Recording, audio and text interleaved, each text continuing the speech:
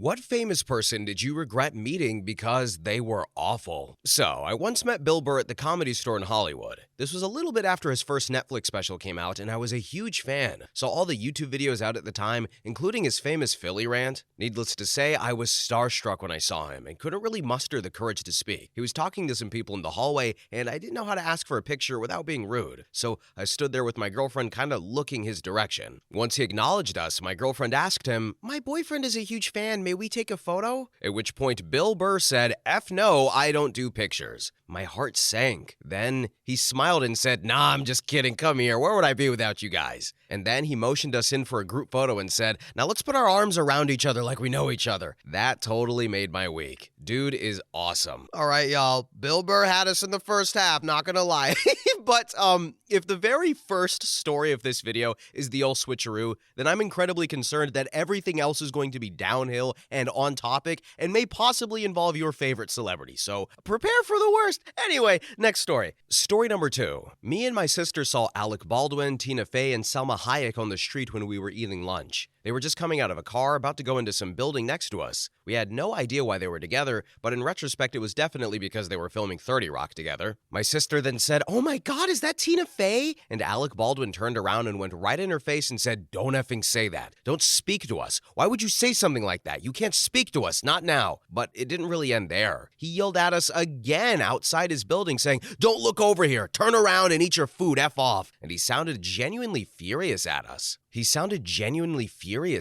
Almost like he wanted us to yell back and start something with him. Honestly, my sister was on the verge of tears. It was horribly embarrassing. Everybody knows now that Alec Baldwin has a history of screaming at people, but at the time, we had no idea. Don't get me wrong, my sister shouldn't have yelled at Tina Fey like that, but the way Alec snapped was straight up scary, like he was about to physically hurt her. Salma Hayek and some other lady who I didn't recognize came over and apologized to us, and she asked if we wanted her to go and get Tina and get her autograph because apparently Tina felt bad too, but we said no. She then talked to us about the food we were eating, which was Mexican food, and we ended up having a brief conversation about New York's lack of quality Mexican food. She was incredibly charismatic and sweet. Story number 3. I met Kevin Costner and Clint Eastwood when they were filming near Austin. I was waiting tables. Costner was a jerk. Eastwood was amazing, and a caricature of himself. He's huge hands, the lines in his face are deeper than you think they are, but he was so polite and gentlemanly and gracious. Edit. Yes, on a perfect world, it was actually a golf club where I was head waiter. Them being there caused quite a ruckus. I went so far as to stash them in a private dining room so they could eat in peace. Clint was very apologetic about the whole thing, profusely thanking me, etc. Kevin never even looked me in the eye and just said, "I'll have the whatever it is he asked for." And that was it. Edit number 2. Here's my reply to another comment, but that's partly it. But he did do some stuff that the waiters hate, like shaking his glass for a refill with attitude, stuff like that, especially in a situation where I gave them their own space and no competition for my service. I said this in another comment, but everyone is allowed crappy days. But the question posed was, who did I regret meeting because they were an ass? So this was my answer.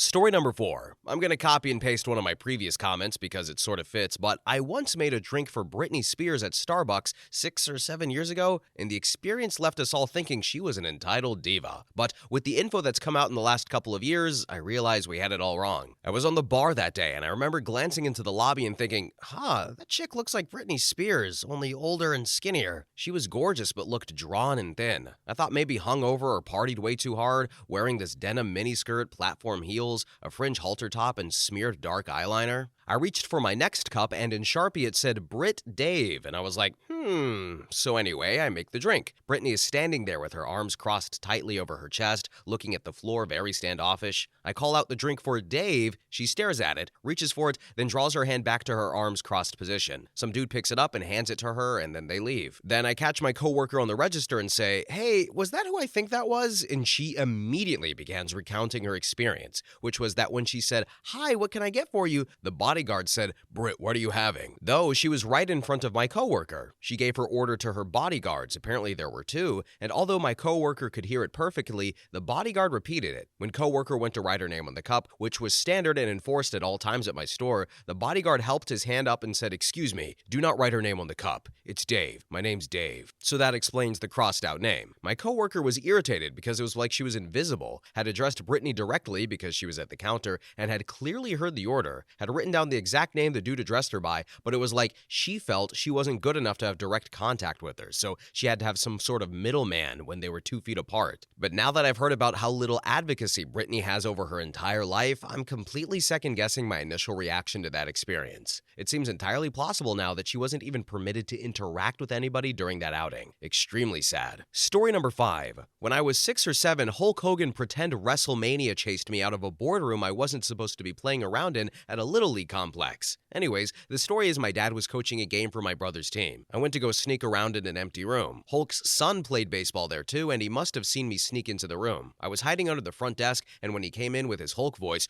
"Who's sneaking around in here?" and 7-year-old me nearly had a heart attack. He play chased me out of the room while I was snuck out acting like he couldn't see me. Looking back at it, you can tell he was just having fun with a kid and his famous persona. But at the time, I was absolutely traumatized, and nobody believed my story. So, Hulk Hogan looked under a table, saw a kid, and said, "That doesn't work for me, brother."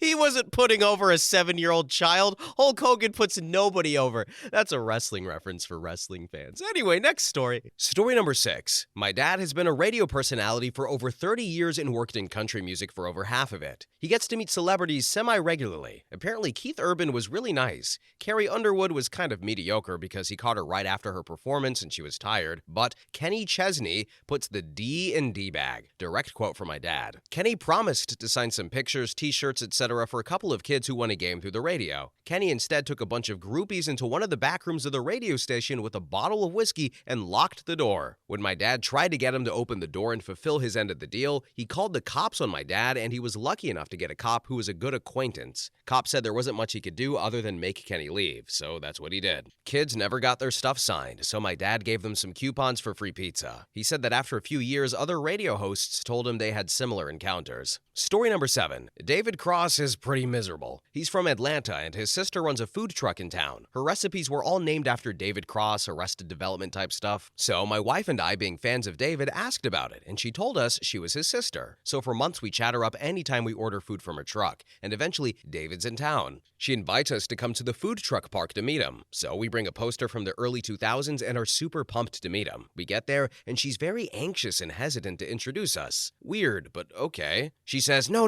it's okay, I'll introduce you. And she does, and he was incredibly dismissive and unpleasant. Never heard of anyone having a good interaction with him. But my best interaction was with Conan O'Brien. He is a total class act. Chatted him up in a bathroom line of all places and said my wife and I were huge fans. He said we should come by the table to chat. I told him we didn't want to interrupt his dinner, but he insisted. Then asked if we wanted pictures, and was super cool. Story number 8. Justin Timberlake. This was when I was working a drive-thru at Burger King around 2002 to 2003 or so. He came up at the drive-thru with someone else driving, but he was sticking his head out like, hey, at us. I didn't really recognize him, but he asked if we knew who he was, and I said no, but my coworker said yes. Then he looked at me like, "You don't know?" And he was just really confused. My coworker said it was Justin Timberlake, and he said, "Yeah, hello, come on, man." And then he sort of just had small talk. He asked us how work was, how our day was. But here's the thing. The entire time, he's leaning all the way over on the driver, who is clearly horribly uncomfortable and a bit crushed by him leaning over on him. He asked me if I was from the Middle East, and I said no, and he clearly didn't listen and then said, "Yeah, that sucks. Sorry for the whole Afghanistan thing." And then he asked us if we wanted his autograph, and we said sure, and he wrote it down and gave it to us. He then said bye and left. It was all in all a really funny experience, and I try not to let it influence my view of him because he was clearly on something, but he just came off a bit like a big, goofy, attention-loving ass the entire time. Story number 9. I'd rather go positive for this, so this is the opposite type of story. My neighbor was a prominent music promoter. My mother always warned us not to bother him as he wasn't overly kid-friendly, but his wife was very nice, and on rare occasions, we would get some backstage passes to a really cool concert. I was 17 and scored one of those backstage passes to an all-day stadium concert that included Genesis, Blondie, Elvis Costello, Robert Hazard, and Flock of Seagulls. Remember them?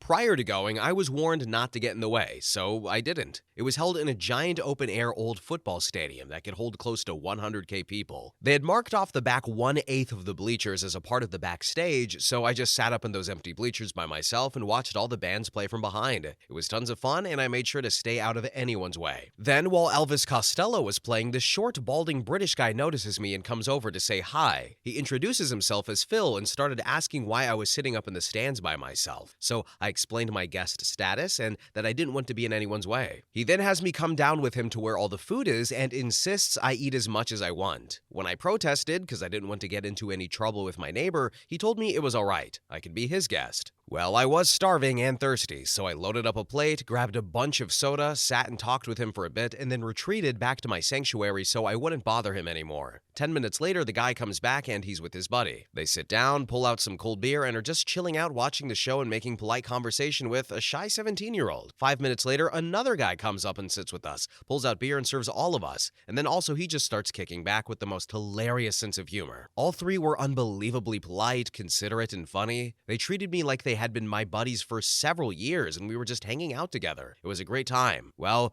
the trio was Phil Collins, Chester Thompson, and Tony Banks from Genesis. So, it seems like I was incorrect about the negativity, which actually makes me positive. So perhaps we will continue to get positive stories in spite of the subject matter, and who knows, maybe your favorite celebrity is still safe. Do I have a favorite celebrity? No, I don't have one. Anyway, next story. Story number 10, James Franco. Though I technically didn't meet him, but sat in on a panel he did at a film festival. I was in high school and he was at the festival with 3 friends. When we got word he was doing a Q&A about one of his movies that had just came out, we got really excited. We waited over an hour to get in to see the panel. We were led into the room where we waited another 45 minutes for him to show up. When he did show up, boy, he looked rough. It was almost 4 p.m. and he looked beyond hungover. His clothes were dirty, he obviously hadn't showered, and he spent more time talking to the floor than anything else. But the cherry on top? His ego could have filled the room. Every question that was asked he made into a story about how he was both actor, director, and producer. I do think some of his stuff is funny, but he's a B actor at best. I remember clear as day some woman asked him to describe a role that was challenging for him and how he overcame it, and he just laughed at her. The Q&A ended up being so boring I fell asleep in my chair. 0 out of 10. Story number 11. I met Wayne Gretzky once. Dude's a bit of a chode to be honest, or maybe I caught him on a bad day. We all get like that. And his father, rest in peace, was so much cooler than he was. On the flip side, my brother met Gord Downey, also rest in peace, at a get-together. He was with his girlfriend and her family at one of her parents' friend's place. They're all sitting down, chatting, having a good time, and out of nowhere, Gord walks in like it's nothing. Apparently, the owners of the house were friends with Gord. My brother, being a huge Tragically Hip fan, was internally freaking out, but he kept cool on the outside as to not bother him. He talked with him for a while about sports and things like that. Towards the end of the night, when my brother was getting ready to leave, Gord stopped him and shook his hand while saying, "Thank you for pretending to not know who I am." Story number 12. A couple of nice celebrities to counter these stories. First, I used to work in a theater where Matthew Broderick was doing a play. He'd ride his little blue Vespa to work each day, and I would often end up in the elevator with him. We chatted frequently. Really nice guy, seemed very down to earth. Then I worked at another theater where Kevin Bacon was doing a play. I didn't personally have a ton of interaction with him, but all of my colleagues who did have nothing but great things to say. On several occasions, he brought us all apples from his farm. Then literally ran into Jude Law in London a number of years ago, or rather he accidentally ran into me. He stopped and helped me pick up all my stuff, apologizing, and chit-chatted for a minute before going our separate ways. Lordy, that man's handsome in person. And then finally met Ralph Fiennes at a London stage door back when I was a drama student. I was waiting to see my theater teacher after a show, and he'd also gone to see her, as they were going to do a show together. When they came out, I waved and said hello to my teacher. She then introduced me to Ralph Fiennes as one of her students, and said, "And she's quite good." Ralph smirked kindly at me and said, "Perhaps I'll be waiting outside the stage door for you one day then." And I just about died on the spot. Story number 13. Going the opposite way, circa 2010-ish at Star Wars Celebration in Orlando, I could not escape Ray Park, the person who plays Darth Maul. Bumped into him randomly like every day of the convention. First day, my friends and I all got tattoos in the middle of the convention hall from the same artist. It took some time, so when it was my turn, they were turning the lights down and ending the show for the day, but the artist was like, if you're in the chair, they won't kick you out, and I'm booked for the next 3 days. So my friends and I got to stick around for a while. Then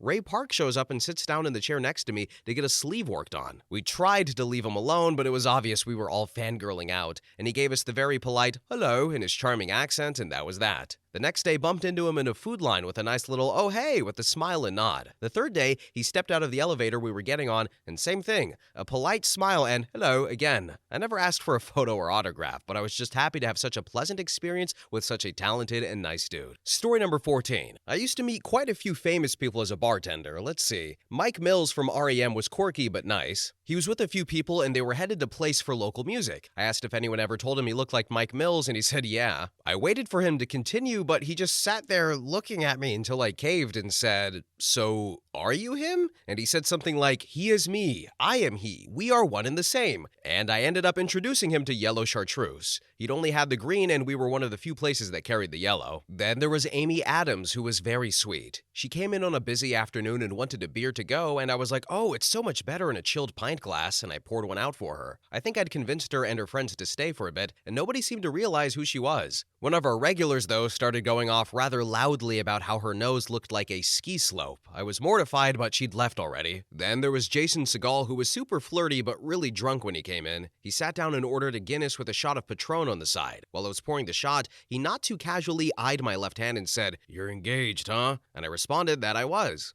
I told him I had his drinks then, and he went to pay me, and he told me I was sweet. You know that part in Forgetting Sarah Marshall when he's at the hotel bar and tells Mila Kunis she's very sweet, and when she told him she said she liked music on his TV show? He sounded exactly like that. He introduced himself and shook my hand, and I told him I was a fan, and already knew who he was. We chatted for a short bit, and he left to meet someone. Then there was Bobby Brown. Believe it or not, was hammered when he came in at like 9 a.m., but was still super nice. He had 2 or 3 other people with him, and they'd obviously been out all night long. They stayed about an hour and tipped super well. Then there was Dennis Rodman, who, not surprisingly, was a total ass. He was drunk, loud, effing obnoxious, and going on about shots of Jaeger and all the hot chicks that he banged. Then there was Cuba Gooding Jr., who came in one evening on one of my days off, so I heard about it after the fact. He was apparently crap-faced and started some kind of fight in the bar. My coworker went around the bar to either stop it or stop him from leaving without paying, and he hit her, if I remember correctly. It was in the news at the time. And then finally, John Cusack was the most disappointing, though. I used to be such a fan, but a friend of mine just managed a hotel he was staying at while shooting on location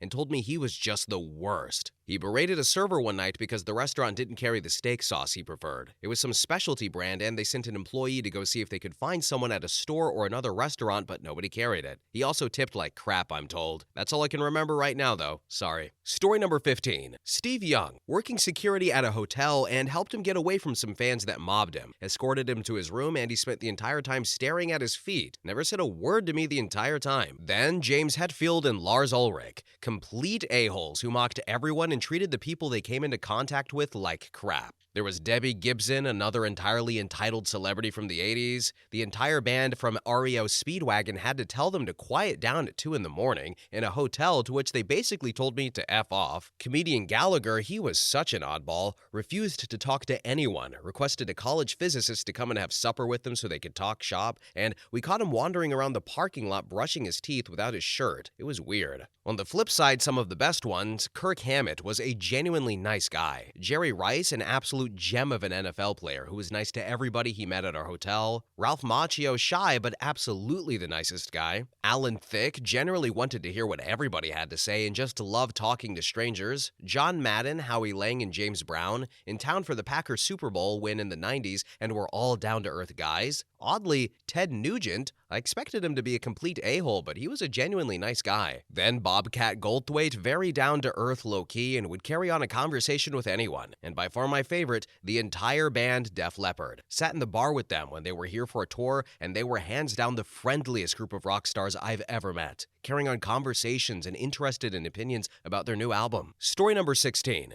Used to be a pro musician. My top 3 a-holes I actually worked with in some capacity. First is Sebastian Bach, singer from Skid Row / guy on every rock-themed TV show for some damn reason. Easily the biggest a-hole rock music may have ever produced. I've never talked to a single person who's worked with him who had a single nice thing to say, from venue management to techs to his own band members. No matter how many accommodations are made for him, he will find something not to his liking, and it will become the focal point of his entire day. One venue handler I spoke to said Bach tried to punch him while he was on the road, driving Bach from his hotel to the venue because he couldn't get the temperature in the van right. I've done 3 shows with Bach over the years, and I regretted it every time. Fun fact, if you watch him sing live in recent years, whenever he hits one of his high notes, you'll see him waving his hand in this weird way. Well, he's signaling his sound guy to kick in a heavy delay effect on his microphone because he can't actually hold those notes anymore. Next is George Lynch, lead guitar in Dokken. Well, we did a medium-sized club opening for his band Lynch Mob. It was Lynch on guitar, original singer Oni Logan, who was cool as hell, and Jimmy DeAnda from the Bullet Boys on drums, and Sean McNabb on the bass, who was also an actor in Sons of Anarchy and probably the most famous guy on that stage at the time. He was an absolute joy to work with too. George, on the other hand, oh boy, their sound check was hilarious. They rolled in, their crew set their stuff up, they asked if their PA was live. Yup, they cranked everything to 11 and went into River of Love so loud it was shaking ceiling material loose. The sound guy went sprinting for the board to turn everything down. George was also just so rude. He had this handler that he only referred to as Tender, and when someone spoke to him, he'd yell, "Tender!" and the guy would come over. Lynch would whisper to him and the guy would answer the question or whatever. What really pissed me off was after the show, obviously Dokken and Lynch Mob aren't the stars they were in the 80s and early 90s. Only maybe 10 people hung out after the show to try and get pictures and autographs. One of these folks happens to be a paralyzed guy in a wheelchair and had been a huge Dokken fan his whole life and just wanted to meet George for a minute. Even the venue staff and other band members were begging George to leave the dressing room and meet the guy. Nope, wouldn't do it. The rest of the band ended up coming out, giving him a bunch of free signed merch, took photos and stuff, but no George. Then Sean came out and told their merch chick to cut all the prices in half so they could get rid of stuff. They were basically giving away like shirts and guitar picks and stuff, and oh buddy, George heard about that. Then he came out, and he screamed at this poor merch girl until she was in tears, and not to do that anymore or cut any prices, and F anybody who said to do so. Story number 17. Most I've met were cool and or normal. Here is an eclectic list based on my years working in production in New York and a few other non-production encounters. Hugh Jackman, very polite and professional as advertised. Nice dude, disgustingly handsome in person. A$AP Rocky, seemed nice enough, rolled with a deep crew and smoked a lot of weed. Bill Cower, nice guy, down to earth, not the scowling monster he presented on the sideline. Then there was Lewis Black, very friendly, not nearly as loud as you might imagine. Then Jake Gyllenhaal. I almost ran into him and his dog rounding a corner in Soho. He was very nice about it, very normal human interaction. Then there was Bill Clinton. I was like 8 years old and he was in office. He was really friendly and he complimented my sweater. Every time I reenacted, I used that little half thumbs up gesture to emphasize the sweater compliment, though I couldn't swear that that part actually happened. Then there was Nicholas Winding Refn. Not an ass exactly, but standoffish. He had made my friend expense the production like $10,000 worth of antique books for research into his next film. There was Janis Kaminsky, slightly insane and hilariously eccentric. He called me Ginger, not my name, and also stole my lunch, as well as bites of lunch from like 6 other trays. Then there was John Mayer, but he seemed nice enough, but it was an interview setting, so celebrities tend to be on good behavior. Was cool as hell to see him sound check with the Grateful Dead, though. The Grateful Dead, a very chilled group of elderly gentlemen. I mean, what else could they be, right? There's Joe Paterno. I know, reputation severely tarnished, but I grew up worshiping the man, and he was absolutely lovely. Then Pete Davidson seemed very depressed during the shoot I worked on and vaped nonstop. I think he married Ariana Grande like a month later. Then Adriana Lima, by far the most attractive human being I've ever seen in person. Then Robert Pattinson, very polite and professional, laid back and soft-spoken. Barbara Koppel, she was kinda gruff and short, but very nice. Went out of her way to save me a hassle, which was much appreciated. Then Cary Fukunaga seemed extremely focused on the work and very little else. That's not a negative or anything, I just think that is his process, so he doesn't come across as warm and fuzzy. The people that work for him regularly seem to like him, though. Then Janine Garofalo, courteous, intelligent, and interesting. She's a talker, but was always compelling and well-spoken. Mark Strong, nice guy, extremely striking voice and presence. He asked me to watch his bag for a few minutes, and I felt like I had been given a secret mission by the king. And then Bill Nye, a-hole. I watch him snubbed an entire group of little kids who made a special trip to get his autograph. Anyways, I guess that's about it. I'm sure there's other encounters that I'm forgetting, but most of these encounters were courteous and normal. Most of them also took place in professional settings as opposed to sidewalk run-ins. Story number 18. I wouldn't say he was an ass, but I really regret meeting him because it really changed my perception of him. My buddy and I went to a signing and show for Bruce Campbell when he released one of his books. My buddy brought an Evil Dead poster for him to sign, and the event staff were like, no, only books. But Bruce was like, nah, I'll sign it. But while he did, he just bickered the whole time about how people don't follow the rules at these things. He just seemed annoyed at everything. A guy a few people ahead of us in line made a chin joke. Bruce famously makes fun of his own chin, titled in one of his books, If Chins Could Kill, and he rolled his eyes and said sarcastically, couldn't think of a good chin joke? I guess he could have been having a bad day, but why do a book signing and meet and greet when you're just going to be annoyed by everybody? I still love his stuff, but just never thought of him the same way after that. I wish I never had met him. Edit. A lot of people are assuming I didn't understand that his shtick was being sarcastic and a bit arrogant. I was there to get a book signed by him. I have read his books and seen his movies plus endless interviews. I was prepared for sarcastic with a dash of arrogance. It is a funny persona that he has that I too find funny. But what I saw was just a guy who was pissing and moaning the whole time I was around him. I'd have paid extra to have sarcastic by the end of the visit. Story number 19. I know this won't come as a surprise, but Steven Seagal used to frequent a restaurant I worked at. Dude was a colossal piece of crap. He treated his very wonderful family like crap, and it was obvious he was cheating on his wonderful wife with the Asian nanny. This effing moron would come into a 10-table restaurant, all 6'5" and 300 pounds of him, wearing a gold kimono in the South, and would wonder why people were looking at him. So he made us take the entry partition down and put it around his table. He was an absolutely trash human being. I also met Peyton Manning one time right after the Super Bowl that he lost to the Saints.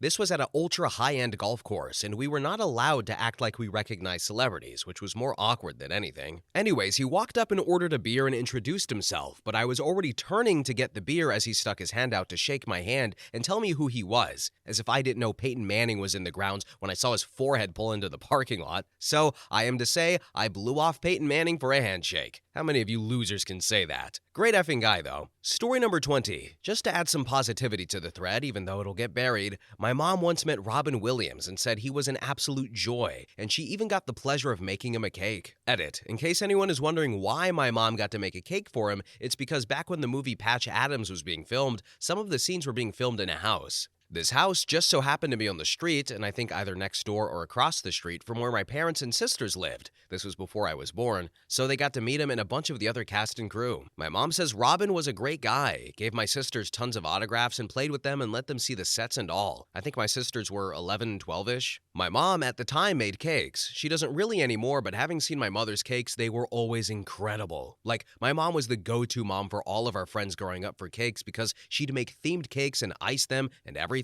She was super good at it. So somehow or another, she ended up making a cake for the cast and film crew. And there is a framed picture hanging in my house of my sisters with Robin Williams, who looks to be having the time of his life. I just wish I was born to have met the guy too. Story number 21. When I was a young teen, around 14 to 15 years old, my dad scored access to a National Hockey League game day skate of both teams that were going to face off that night in a playoff game. Basically, one team at a time, players have access time to loosen up, work on some plays, etc. This was a big deal for me. There was also a player on the visiting team that I was a big fan of. I was sure to pack a Sharpie and one of his hockey cards, just in case I got the opportunity to meet him. The game day skate begins with players taking to the ice, warming up, and generally looking quite relaxed. I was leaned over where the players enter the rink, and the player I was there to see came off the ice and stood just below me, while he took a bit of a break. I figured he'd come by on purpose because he could have gone to the players' bench instead, but he chose to come stand right underneath where I was standing. I figured he saw me wearing his team's jersey and that he was being kind. I was shy back then, but this was an incredible opportunity, and I didn't want to miss it. So in my cracking teen voice, I nervously asked him, "Excuse me, Mr. First Name, Last Name, can I please get your autograph?" And he looked up at me, annoyed AF, and he said to me, "That's Mr. Last Name to you," before getting back on the ice. I spent the rest of the skate sitting in a seat, shaking and feeling terrible for asking him. My dad said to me something like, "Not all players understand the worth of their fans." I stopped cheering for that player that day. Story number 22. Kevin Spacey. Everyone knows him as an abusive a-hole now, but this was over 10 years ago when he was in Superman Returns. I was working as a sound engineer as a post-production studio, and we were hired as the facility for the stars to record some post-filming dialogue. Like many places, we had a little setup for making coffees and lattes and stuff. Spacey comes out on a break and starts raising a stink about how we didn't have a particular brand of vanilla syrup for the lattes, and basically said he would walk out if we didn't go get some. Well, the poor receptionist was sent all the way across town to some boutique store to go get this syrup. This is LA, so this means 2+ hours in bumper-to-bumper traffic round trip. And as soon as she makes it back, she makes the coffee for Spacey and brings it to him. We all see this because work has been at a stoppage while she gets this damn syrup. Then he takes one sip of the coffee and throws the cup in the trash. He then looks at the girl and says, "I just wanted to see if I could make you do it." And on top of that, he went home for the day. What an a-hole. Okay, so far, the Kevins are not looking very good in this video. I am a fellow Kevin, all right? And Kevin Bacon was in the win column, but we have 2 L's with Kevin Costner and now Kevin Spacey, which, I mean, is top 10 Kevin L's of all time, I think so, Mr. Spacey. Ugh, if I hear about Kevin James being a horrible person, I might cry a little bit inside. But anyway, next story. Story number 23. In the late 2000s, I worked at an outdoor stadium in a decent-sized Midwestern city. Occasionally, we'd host concerts since it filled in the non-game days and we had the largest outdoor capacity for a concert venue. I worked for the food service provider. I wore a lot of different hats since getting full-time hours in sports food service is difficult unless you're a manager or you can do year-round events, which due to weather we couldn't. Most of the time I bartended. Sometimes I worked in concessions or catering. On non-event days, I'd do whatever was asked of me just to get some hours. Clean a cooler, help set up a private event, assist the unit controller with billing. I did a bit of everything. This matters because the building started booking a lot of concerts one summer, and as the official food service provider with an ironclad contract, we were bound to provide the craft services at the time. And we started getting writers, which was new to us. All of the managers had their hands full taking care of their own departments, so the GM put me in charge of making sure we had all the writer requests taken care of. At first, all goes well. Most of the asks were pretty easy to get a hold of. A few special requests, but as long as the promoter gets us the writer early enough, we can get the product in. That all changed, though, when the building booked an all-day country music festival. Now we're getting 10 to 15 writers for big-name acts with incredibly specific demands. The writers show up, and it's only 3 days until the show. The GM gives me his company credit card, and I scour the city for everything on the lists. I made 3 drop-offs at the stadium to unload food and beverages because my car was full. At the end of the day, I had about 75% of the list done. The next day, I start calling every grocery store, specialty shop, co-op in the city for the 25% of requested food that is not easily found. Then I make another shopping trip. End of day 2, I have 95% of the list accounted for, but the last 5% is stuff I've never heard of. Think of something like Cousin Ida's organic, vegan, non-toxic soy-based honey. We brainstormed and asked everyone if they've ever heard of the missing stuff, and we were able to get a few of the tour managers on phone and ask if we can substitute the impossible to find items for something else, and we got a few okays. Fast forward to the day of the festival, I've tracked down everything except this very specific brand of tea which one artist has to have before they go on stage. Apparently, it makes their vocal cords stronger or some crap, and I can't find it anywhere. I've been to 30+ stores in a 60-mile radius. The tour manager says it has to be this tea, no substitutes. 2 hours before showtime, I admit defeat because I have to go to the bar I'm running that night. And I go backstage and find the tour manager to apologize and show him all the other teas I have and see if any of them will be acceptable. He looks at all of them, frowning. He then wheels the little tea cart service I had brought down into the dressing room as I wait outside. The door didn't fully close all the way, so I can hear him explaining the situation and how I had tried to find the tea and couldn't, but we did have all of these other teas, and would any of them be acceptable? And that's when I heard Carrie Underwood call me a useless piece of crap. Story number 24. Kim Thiel, guitarist for Soundgarden. I was an 18-year-old kid with a Soundgarden concert tee on, backstage of the New Orleans leg of the 1996 Lollapalooza tour. From stage right of the second stage, we were watching the same band, Sponge, and I look over to see Kim Thiel and Ben Shepherd standing a few feet away. I walked over and I said, "Hi, Kim and Ben, I've bought all of your albums. I'm a huge fan." And I put my hand out for a handshake, and Ben completely ignored me. But Kim patronizingly looked me up and down and looked away without acknowledging my existence. I was kinda crushed. I heard someone laughing hysterically at me and I turned around to look, and it's Buzzo from the Melvins. He was sitting under a tent and he motioned me over. He asked me what I said to him and I quoted it word by word. He thought what happened was completely effed up and introduced me to the entire band and crew, and they offered me food and water and to hang out with them as long as I wanted to that day. And I haven't missed a Melvin show within 50 miles of me since.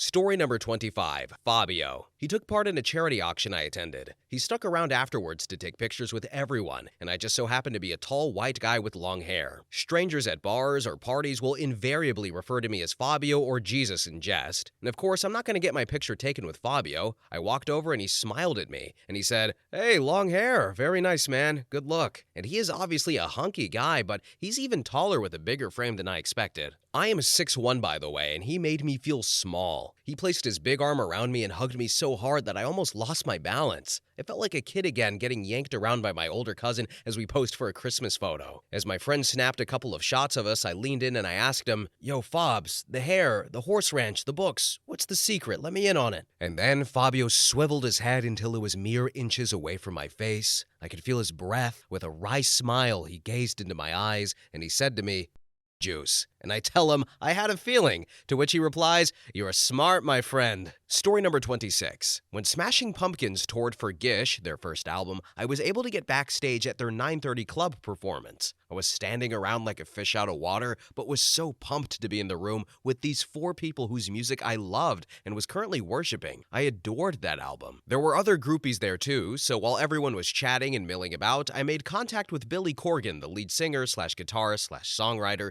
and immediately asked him a question that I was dying to know the answer to. I wanted to know the lyrics of a bit of one of the songs in the album. It was like a one-word repeat in the chorus of one of the songs, and for the life of me, I couldn't figure out what it was. So I leaned in and I asked him what that one word is, and he replied, "As the artist, I'm not at liberty to tell people what they can't figure out." Needless to say, I felt embarrassed and confused. However, I moved over to the other side of the green room and found myself next to James Iha, the rhythm guitarist, and for some reason he was busying himself with restringing his guitar. This was after the show, and his hands were shaking, like he was the most nervous guy in the world at the time. Then we had this conversation, and James says to me, "Siren." And I say, "I'm sorry?" And James says, "The lyric you wanted to know is Siren." And I'm like, "Oh, you heard?" And James just shook his head like I need to keep things on the down low and continued with his restringing, never even looked up at me. I've also had the pleasure of meeting Primus in the same green room. This was for their Sailing of the Sea of Chess album, and again, I'm in the green room, the band is standing around with probably the usual amount of groupies getting on their nerves.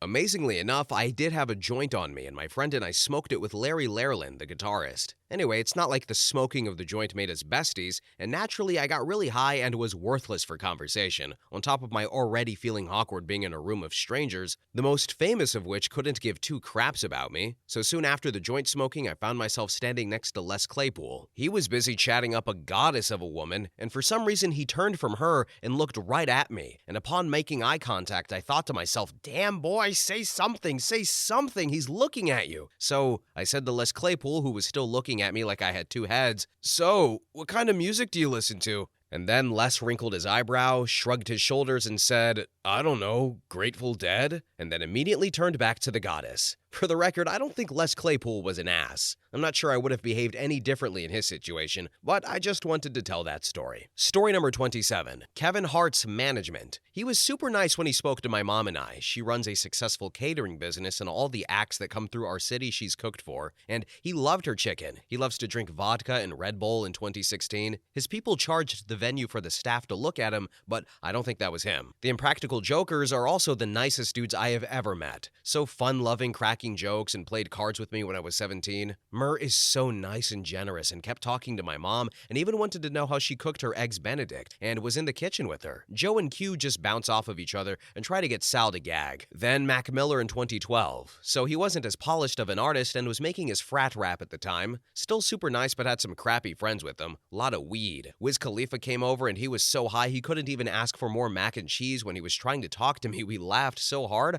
I almost started crying. It was surreal. Then Paul Rudd runs a candy shop near me with JDM, super nice dudes. Few of my friends work for them and they are always so nice. Family friends, get invited to house parties. Liam Neeson's son played hockey with my older brother, kept to himself after his wife died, but also was very nice to everyone. Her sister came to watch a few games too, and their nanny was really close with my mom. Mr. Neeson watched me play Nintendogs and bought everyone coffee a few times. Just a really nice man. Other nice people, Trace Adkins, The Temptations, Jim Gaffigan, Frankie Valli, every NHL player I've met, almost, 2 Chainz, Rob De Niro, Daryl Hall, at least to me, Jeffrey Dean Morgan. Louis C.K. was a condescending prick, spoke down to everyone, and only ever glared at people and murmured from distance. Mark Messier was a huge a-hole. He was with Jeremy Roenick, who was having a chat with my dad, and he kept trying to get Jeremy to leave because Messier wanted to go to a different bar because there were too many regular people. Story number 28. I already told a story on here, but I literally just remembered Dustin Diamond. Saved by the Bell, he attempted to steal my guitar once. He lived in my town, Fort Myers/Cape Coral, Florida, and had seen my band playing a show at a local bar. He came up to us afterwards and introduced himself. He seemed very nice and said he'd like to hang out with us sometime, so we exchanged numbers. A couple of days later, he hits us up asking if we want to come to his apartment and hang for a little bit. My drummer and I said yeah, and I brought my bass, and he told me that he played and was in a couple of bands. All was going well, we smoked and listened to 12 Foot Ninja for about 3 hours. They were his favorite band, not my thing, but very interesting, and he played my bass for a couple of minutes. And after a while, he asked if he could borrow it. I said no, it was literally my dream guitar and I wouldn't let anybody borrow it. And the hangout went on for another hour or two, when he then mentioned that he was going to New York the next day and staying for a couple of weeks. It didn't dawn on me until afterwards that he would have taken my bass to New York with him, and I may have never seen it again. Rest in peace, Dustin Diamond, you absolute legend. Story number 29. I used to be a VIP tour guide at a major Central Florida theme park, so I had the pleasure of meeting and spending the day with several celebrities. Joe Jonas was by and far the worst. The guy seemed like a hollow shell of a person, had zero desire to speak to any fan, and treated his fans who recognized him like absolute crap, which was half the park. He had security and me basically circle him and stiff-arm fans as we walked through the park, and if any fans slipped through and spoke to him, he would just flat out ignore them and look back at me and motion for me to get them away from him. Meanwhile, he would tweet what rides he was at all day. But the best celebrity I ever got to meet was T-Pain. That dude is absolutely amazing. A fantastic husband, hilarious, and a pure pleasure to hang out with. He also turned down meeting and taking pictures with fans, but he would do it himself and take the time to say things like, I appreciate your support and would love to, but I want to date with my wife today, so it's all about her, and I've got to go. Thank you. Story number 30. Loads of these comments just seem really reasonable rejections with the commenter expecting too much from what's essentially a normal person. If they didn't want to talk to you, so what? Do you always want to talk to every single person? Didn't want to shake your hand? So effing what? Didn't smile when they signed an autograph? So effing what, man? Maybe they had a really crappy day. Many of these read that you were in fact the entitled one in the story. Stop idolizing people and you won't be let down when they don't want to kiss your ass because you're a fan. It's hard to emphasize with how stressful public life is. Many celebrities just wanted to act or sing and make some money, and then all of a sudden the whole world knows their face. Hence all the drugs and depression and rehab, coupled with this horrible paparazzi culture. I would effing hate to be a celebrity, and I'm sure many of you would as well. No amount of money is more valuable than living in peace. Story number 31. Back in like 2014, Edward James Olmos was staying in my hotel for a local con. He sat at the bar from the time the event was over until the bar was closed down every night, trying to pick up women. The women that had seen Battlestar Galactica were generally at least in their 30s or 40s, but he was only interested in young women, like early 20s. He was drunk every night and was not outright rude, but was definitely making people very uncomfortable. He wore the same leather jacket that had Battlestar Galactica printed on the back and would use it as a talking point to try and pick up women who had never heard of it. On the flip side, Willie Nelson is an effing treasure. He would park his RV in the parking lot and get rooms for all of his people, but he would stay in the RV with his family. He only went inside to take showers and eat breakfast and lunch most days, and while he was inside, he would stand at the front desk and tell jokes to anyone who would listen and just generally wanted to hear how people were feeling that day. Dude comes off as completely genuine and wholesome. He also likes to get up really early in the morning and ride his bike around the parking lot before people really started their day. So I'd be sitting in my truck waiting to go to work and he'd cruise by on his bike with a joint hanging out of his mouth. Story number 32. Wow, a thread I can actually contribute to. Disappointing. Bear Grylls was racist to staff members of color and avoided touching POC but hugged white folks. My friend was a huge fan and was left super sad after showing him around her country. Meanwhile, the white staff members didn't notice anything cause he treated them well, just avoided touching the POC. Bizarre experience. Jessica Alba required a very specific air purifier from Walmart from her hotel room. Unfortunately, there's no Walmart in Boston, so the staff bought 5 brands from other stores. When her assistant saw, she threatened to pull out and cancel her appearance. So the staff drove for hours to the closest Walmart during rush hour to get the air purifier purifier that she absolutely needed. Jason Derulo wanted the whole floor of a hotel for his entourage, but dude, this is Boston, not Dubai or Hong Kong. A whole floor of a hotel is impossible to book at the last minute in a tiny 1-mile radius city like Boston. As for amazing celebrities, Kim Kardashian was surprisingly low maintenance. Also, Natalie Portman was super shy on stage, looked embarrassed when they played a clip of her as a child actor, and was super friendly during the meet and greet. But the MVP goes to David Blaine, really chill guy who hung out with us plebs the entire time, the whole after party and beyond. Outstanding guy who broke his hand doing a gig for us. Story number 33. No one will read this as I'm super late to the party and I'll get downvoted, but here it goes. A couple of buddies did valet parking and general bell desk work at a super fancy historical restaurant hotel. Their discussion was had during the 2016 elections and they said they both met Trump and Hillary Clinton during their time there. The time of their employment there was around the 2000s when we were in college. They said Trump always tipped well, was always smiling, courteous to everyone, remembered names and their important events. How'd your exams go? Good. Study hard, and actually a charming and likable dude in person. They said he has quite a presence because he's a tall and generally a large dude, but what they saw portrayed in the media, how Trump portrayed his brand, was very different than his actual person, down to the way he talks. As for Hillary, she was difficult. She'd always be yelling at her staff, as my buddies did bell desk duties for her staff, and was generally standoffish and rude to her staff. I think she was a senator at the time, maybe going back and forth between DC and New York. I have to ask them, but I think they mentioned it was a hotel that was popular with the Democratic Party and their largest donors, which Trump was an active donor of that at the time, and specifically remember lots of dignitaries went to that hotel. Regardless, my friends say the perceived public image of both of them is very different from reality personality-wise. I'm quite sure there was also an Ask Reddit thread about what I said at around 2015, 2016, and that was discussed, and many people who have met both, or one or the other, have expressed the same opinions. So, I will say politics aside, and I cannot stress this enough, politics aside, from what I've personally heard and seen about people meeting Donald Trump, this story kind of tracks. Usually, it's mostly positive experiences running into the guy, whether you vote for him or not. And I've heard and read multiple times that he always finds something to compliment about the person that he's meeting, which I think it's not a bad way to go about meeting people. But also, one thing I want to point out is his handshakes are insane. If you shake hands with Donald Trump, your right arm belongs to him. He will pull you into the Trump zone. There's nothing you can do about it. I have a great handshake. It is so good. I'm not doing the voice. Anyway, next story. Story number 34. Quick disclaimer and TLDR. From what I heard, Brad Pitt is awesome, but his non-famous brother is an asshat. So, it's not really a good answer, but I met Brad Pitt's brother once and he was an entitled jerk. Made me think it ran in the family, though I've heard from multiple people who have met Brad Pitt in person, that's not how he's like. Never met Brad Pitt, but his brother is a piece of work. Doug Pitt, if you ever read this, you are a grade A a-hole, and I'd let you burn if the only option was to piss on you to put out the fire. And you absolutely made it no secret that you were acting so douchey because your brother was who he was. F you. His accomplishments aren't something you can use to act like the worst sort of Karen. Also, by the way, I got told off by overseers of the event I met you at because I didn't exempt you from signing the liability waiver. Same as everyone else, and you treated me like crap because I expected you to sign a form. Same as everyone else. And then you treated me like extra crap when I tried to hand you a refund from the $100 bill that you literally threw in my face. Your presence at that yearly event hardly did any better than years where there wasn't a celebrity present. You acted like your crap didn't stink, dropped your brother's name left and right, and treated everyone who was remotely interested, including children, like they were trash for bothering you. You clearly didn't want to be there, so why the F were you there? Story number 35. Ricky Gervais. I worked on a movie with him a few years ago. I work in film in the camera department and work very closely with the cast, and he wrote, directed, starred, and produced this movie. This was his baby. And for all of the roles, he was barely there. When he was an absolute prick to the crew, yelling and swearing at people on set. I will specify that he didn't verbally harass individual crew members, but instead demeaned us as a whole.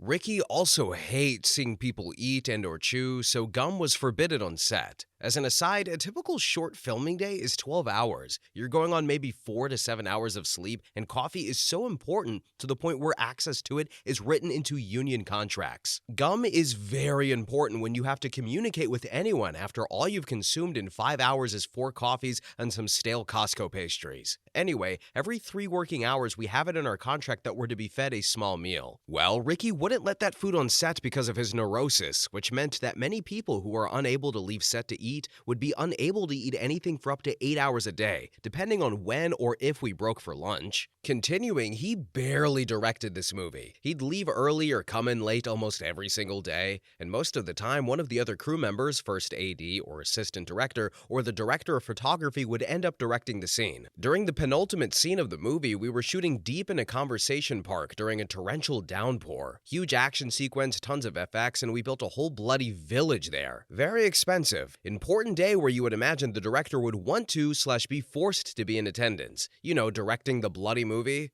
Anyway, the crew started work around 4:30 to 5 a.m. and with an hour drive to the location itself from the nearest city center. It takes us 2 to 3 hours to physically get the gear to set, slogging gear cases and carts that weigh hundreds of pounds through mud up to your knees, so we're all pretty eager to get this day over with. It's finally time for our cast and director to start telling us where to point the cameras, and Ricky has not made his way to set. So we wait, and an hour later, we definitively hear that Ricky will not come to set until it stops raining. I will also note here that the rain did not present a continuity issue, he just didn't want to get wet. So there we all are, 100 exhausted, hungry, pissed off film technicians standing around in this fake village in the woods with very little shelter from the rain, waiting around for Ricky to leave his nice warm trailer. It clears up enough to the point where Ricky travels to set, and we manage to get everything filmed that he specifically was in the frame for approximately 2 hours. And the moment they called cut on his last on-camera scene, he took off and left the rest of us to shoot for 13 more hours with no director. Honestly, there are so many instances from this 1 8-week shoot that were so similar to this, I could keep writing all night. In my 10-year career, he may not have been the worst actor I've worked with, that honor will always go to Vin Diesel, but just the sheer frequency of awful human behavior puts him up in my top 5. The whole experience was really heartbreaking. I was such a huge fan of his too. I even turned down another more lucrative movie at this point just to get a chance to work with him. Edit, since I've gotten a few DMs about it, the top 5 worst are Vin Diesel, Ricky Gervais,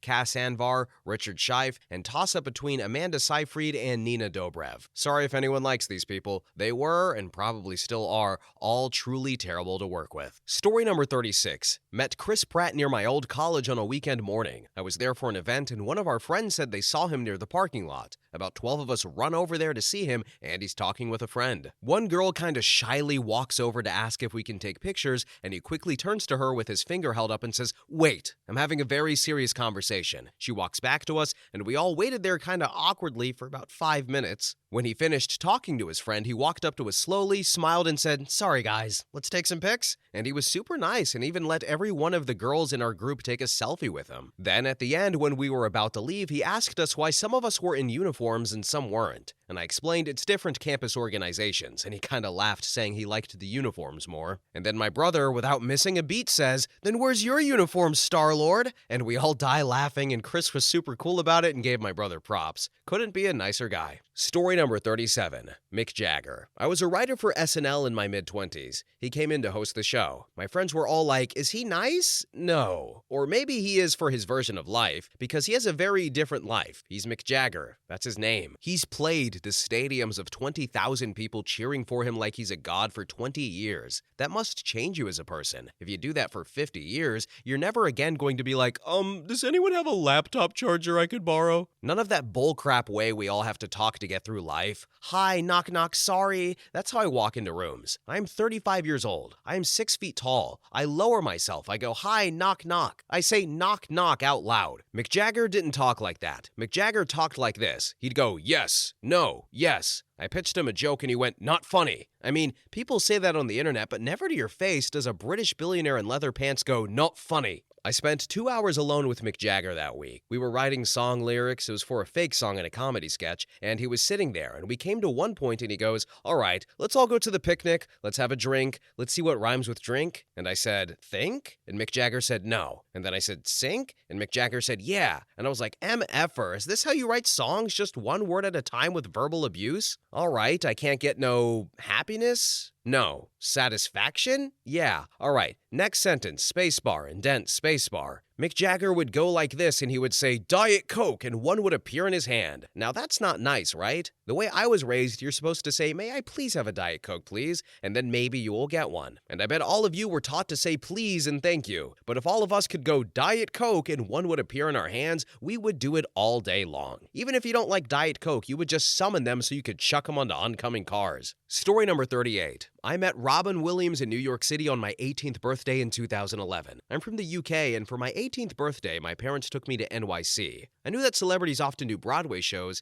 and so when I saw Robin was doing one, I had to take the opportunity to meet him. When his show was finished, we waited by the stage door with a bunch of other fans, and I remember when the door eventually opened and he was standing there, and immediately out of my mouth flew the word "Robin!" And he looked directly at me and spoke softly and said that he would start at one end of the barricade and work his way up, and I giddily nodded. When he got to me, he was lovely. He signed my photo and also personalized my name the way I asked, and then I think he was maybe expecting me to have more stuff for him to sign, as he asked if that was that, and then I asked if I could get a selfie with him, and I have the great photo framed to this day. He was then even lovelier as he took another photo with me, but this time with my mom, taking it on her digital camera. And then he also took the time to take photos with each of my parents and also signed the playbill my dad had in his hands. Then when my dad saw that Robin had signed on a part where you couldn't see his signature very well, he asked him to sign it again. I can't believe he did it still, and Robin very kindly obliged again. Seemed like a good man that did a heck of a lot of good in this world. Rest in peace, Robin Williams. Story number 39.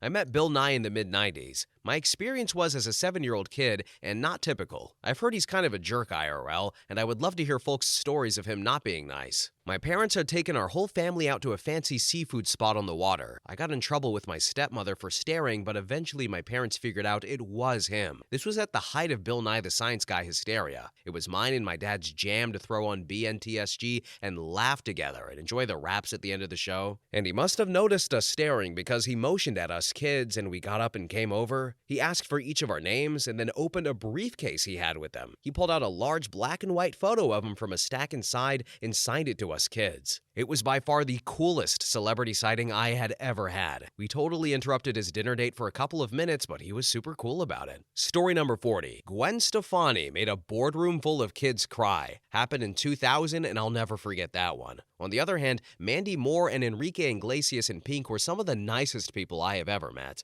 Edit. Okay, for the Gwen story. I worked for a radio station and we held a month-long contest to meet No Doubt when they came to town to play. We had a boardroom full of about 20 or so kids with parents. No Doubt shows up when they walk into the lobby of the radio station, Gwen can see directly into the boardroom as it's all glass. Of course, all of the people in the boardroom start screaming and getting excited. Gwen looks at her manager and says, "I'll be in the limo downstairs," and bolts. The room immediately goes quiet. Kids find out she isn't coming back, and several of them start crying. The whole mood turns somber from there on out. The rest of the band hung out and was nice enough to sign autographs, take photos, etc. I still have the No Doubt shirt to this day, but with everyone's signatures except Gwen's. Story number 41. When I was very young, maybe 7 or 8, I was a fan of Knight Rider, and when I found out David Hasselhoff was coming to my local Toys R Us, I asked my mom to go meet him. The whole thing was weird looking back on it. We lined up on both sides of a large aisle, and he came down with a huge smile and kind of just went from side to side saying hi to everyone and taking some pictures. Whole thing lasted like a minute or two. But anyway, when he was passing my mom and I, he stopped and grabbed the camera, put his arm around my mom, gave her a kiss on the cheek, and snapped a selfie of them both with the Kodak camera, then kept on down the aisle. Totally ignored me, but my mom got a kick out of it. He was definitely not being an a-hole at all, and he really hammed it up for the crowd in the short time he was there. Very jovial. But remembering it now, yeah, it was kind of weird. Story number 42. Uma Thurman is a piece of garbage. This was before smartphones and texting, but when I was finishing up college, I got a job at a call center. And due to being a fast typer, having actual experience in the cell phone repair industry due to previous job, and a commanding voice, I rose quickly to VIP escalation. Mostly really rich customers that always escalate, and a few actual VIPs who needed a more experienced CSR. There were basketball players, CEOs, politicians all in the USA complaining about leftover minutes not being rolled over onto the next month, getting locked out of their phones, roaming charges. The more tense a situation gets, the calmer I get. It's just my way. I was raised rurally by grandparents who lived through World War II, and they argued constantly and treated me as an equal from birth, never spoke down to me. So it's nearly impossible to shake me. But that female dog, Uma, effing Thurman. I hate that effing woman. You'd think a busy movie star, and this was when she was hot crap with Pulp Fiction behind her and lots of A-level work coming her way, would have their assistant handle her cell phone bill. I spoke to lots of agents and publicists, but not the screechy princess. She talked a mile a minute, constantly changed the issue, lied like a bastard about discounts and credits that she'd been promised by CSRs on previous calls that never happened. She would threaten, scream, talk down, scream, swear like a sailor with a broken leg, and dicker over every damn penny. Then scream at her flunkies on her end of the line, insult my job, how much she imagined I made, my education, my gender. A lovely person, let me tell you. I never broke though, not once, and I'm proud of that. And at every interview I ever had, when they ask for an example of a stressful situation I've experienced in a previous job, let me tell you, I had the best story ever to relate. On the other hand, one of the best calls I ever had was with Al Gore. The guy was a class act. He called personally once when he'd been locked out of his phone. He spoke to me like we were old friends sharing a beer, beyond personable. And after I got his phone open, we kept chatting for like 20 more minutes. Just the nicest guy ever. Thurman, though, you can go eat crap. Story number 43. William Hung. Not a lot of people realize that around the time he went on American Idol to sing as intentionally bad as possible, he was also really big into the Pokemon trading card game. He used his fame to get a small gig writing articles for a fairly large website within the community talking about the meta and various decks. I learned a few things about him when he came by to watch me play a game against one of my friends who had thrown together a new deck concept. First, Hung wouldn't stop asking my friend questions about the deck, like constantly. It was very distracting for us both. He was just forcing himself in the middle of our game and kept talking about things in my friend's hands where I could clearly hear because he wanted to know everything about this new deck idea. More on that later. Second, I learned that the act he put on an American Idol was entirely an act.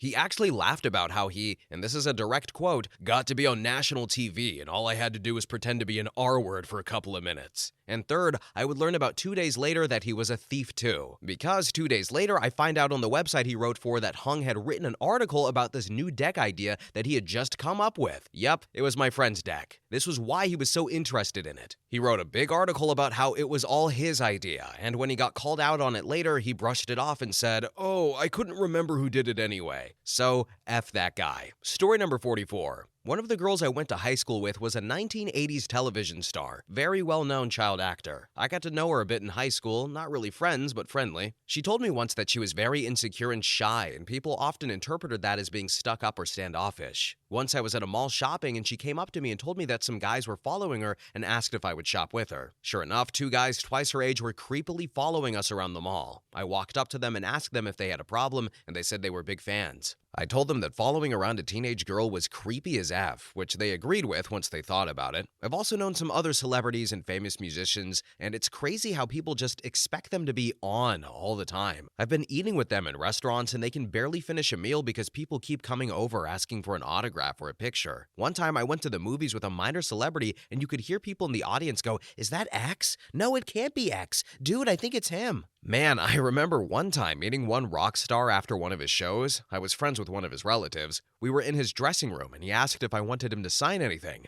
I said, "No, that's cool. Big fan, but I'm sure the crap gets old for you. People always wanting crap from you. I'm just grateful you invited me backstage. I appreciate that." And his jaw hit the floor. He agrees that it's tiring when everyone always wants something. Next tour, his manager called me and asked if I wanted tickets and backstage passes. We hung out again after the show. When they got done with that tour, he and his wife invited me to dinner at their house. It was only Chipotle takeout, but we hung out and geeked out over cars. Anyway, my point is that being a celebrity isn't always fun. Everyone always expects something from you. You can't go shopping or for a meal without people asking you for something. People talk about you when you're right there and can hear them. If they have one bad day or even a bad moment, people start posts on Reddit to talk about what a disappointment it was to meet you. Yes, there are some jerks, but I wouldn't judge a celebrity on a single encounter. You may have no idea what may be going on with them in that moment when you meet them. Maybe they just signed 1,000 autographs with a huge smile and you come up to them and ask for the 1,001st and they're just emotionally exhausted and want to leave. Maybe they're going through a divorce. Maybe they're going through financial problems. Maybe their kids just got suspended from school that day. Maybe they just got into a huge fight with their parents. I always wonder how many people met Robin Williams during his final months when his brain disorder was making him hallucinate. He couldn't sleep, he was suffering from depression, etc., and thought, wow, he was kind of a jerk. He didn't even want to take a selfie with me. Story number 45. I've only had mediocre to good experiences, but the best was David Ledroth. Had the chance to spend an entire day with him 5 years ago. He was charming and made everyone feel like $1,000,000,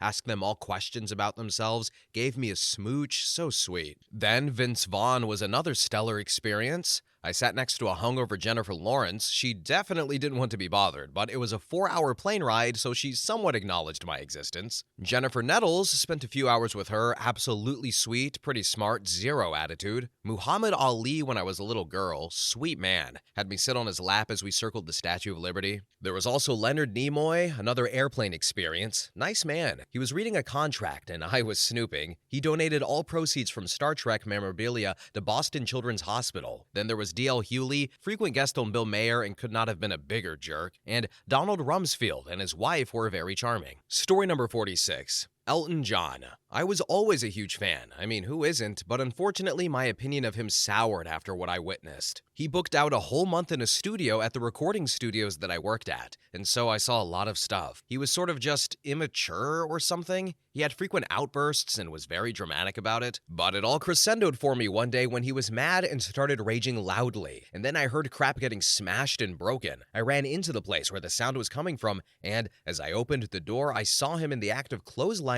an entire countertop as he ran along the length of it with his arm outstretched, knocking all kinds of expensive items onto the tile floor like glass etchings and other fragile pieces of art. I quickly backed right out of the doorway I came from and waited until the chaos subsided before going back in again to take damage inventory so we knew what to build a record label for. The story I heard from others was that his boyfriend at the time wasn't going to meet him for their date that day. As for the rest of the band, they were cool AF though, especially Davey, the guitar player. Bernie Taupin seemed pretty chill too. He kept to himself and didn't really interact with anyone that much, but he was polite when he did. But my favorite of all the celebrities that ever came in there was Whitney Houston. She was so funny and nice and charming, and she was always doing playful things like doing cartwheels in the parking lot or making jokes about herself, and she felt like a down-to-earth, normal person. Story number 47. Obvious throwaway due to where I work, but this thread is filled with random jackassery, so let me add some positive things. 1. Leonardo DiCaprio is awesome. Always treats the staff fair, and I've had him as a guest in numerous places, and he was always nothing but nice. He stopped me and recognized me in a random hotel after I saw him 5+ times that month and said, "You look familiar." I just told him his usual. He was puzzled, then sent him a drink while he was having lunch. We were the only 2 tables in the restaurant. Got a thumbs up. 2. Lady Gaga has been nothing but great towards the staff. Her security is very protective, and the guy resembles a shaved bear. Imagine Sam Fisher, just bigger and more Slavic. Very professional and nice she is. He tipped the staff, and she was very nice. 3. Katy Perry is awesome. Nothing but nice things to say about her. 4. Johnny Depp is awesome. Nothing but great things to say about him. 5. Amber Heard knows her wine, and all the awful, unfair stories about her treatment of Depp aside, she was nothing but nice to me and my staff. 6. The guy who plays Marshall in How I Met Your Mother is about the closest I ever got to being starstruck. He is tall, so when I opened the door and he had to duck to get in, I was momentarily starstruck and I exclaimed, "Marshall!" in Lily's voice. So he stopped for a second and then he laughed. 7. Mila Kunis is awesome and very down to earth. The two of them as a couple might be some of my favorite guests I ever took care of. 8. Gal Gadot is the only time I've ever been completely at a loss for any words when she asked me something. Yes, I blanked out and just stared at her like an absolute donkey for what felt like an eternity. Yes, she noticed. She laughed and repeated her question. I came to and eventually answered it. And 9. Zach Braff is one of the funniest and most down-to-earth people I had as a guest. Super charming and awesome. Now for the jackassery stuff. 11. J-Lo is an absolute diva. I hope I never get her as a guest again. The less said, the better. And 12. BJ Novak, Ryan from The Office, is insufferable. I'm 100% sure he did not act for 1 millisecond during his stint on The Office and is just like that usually. So this is the first time throughout the video I actually have some conflicting information because I've read a few stories about people meeting Leonardo DiCaprio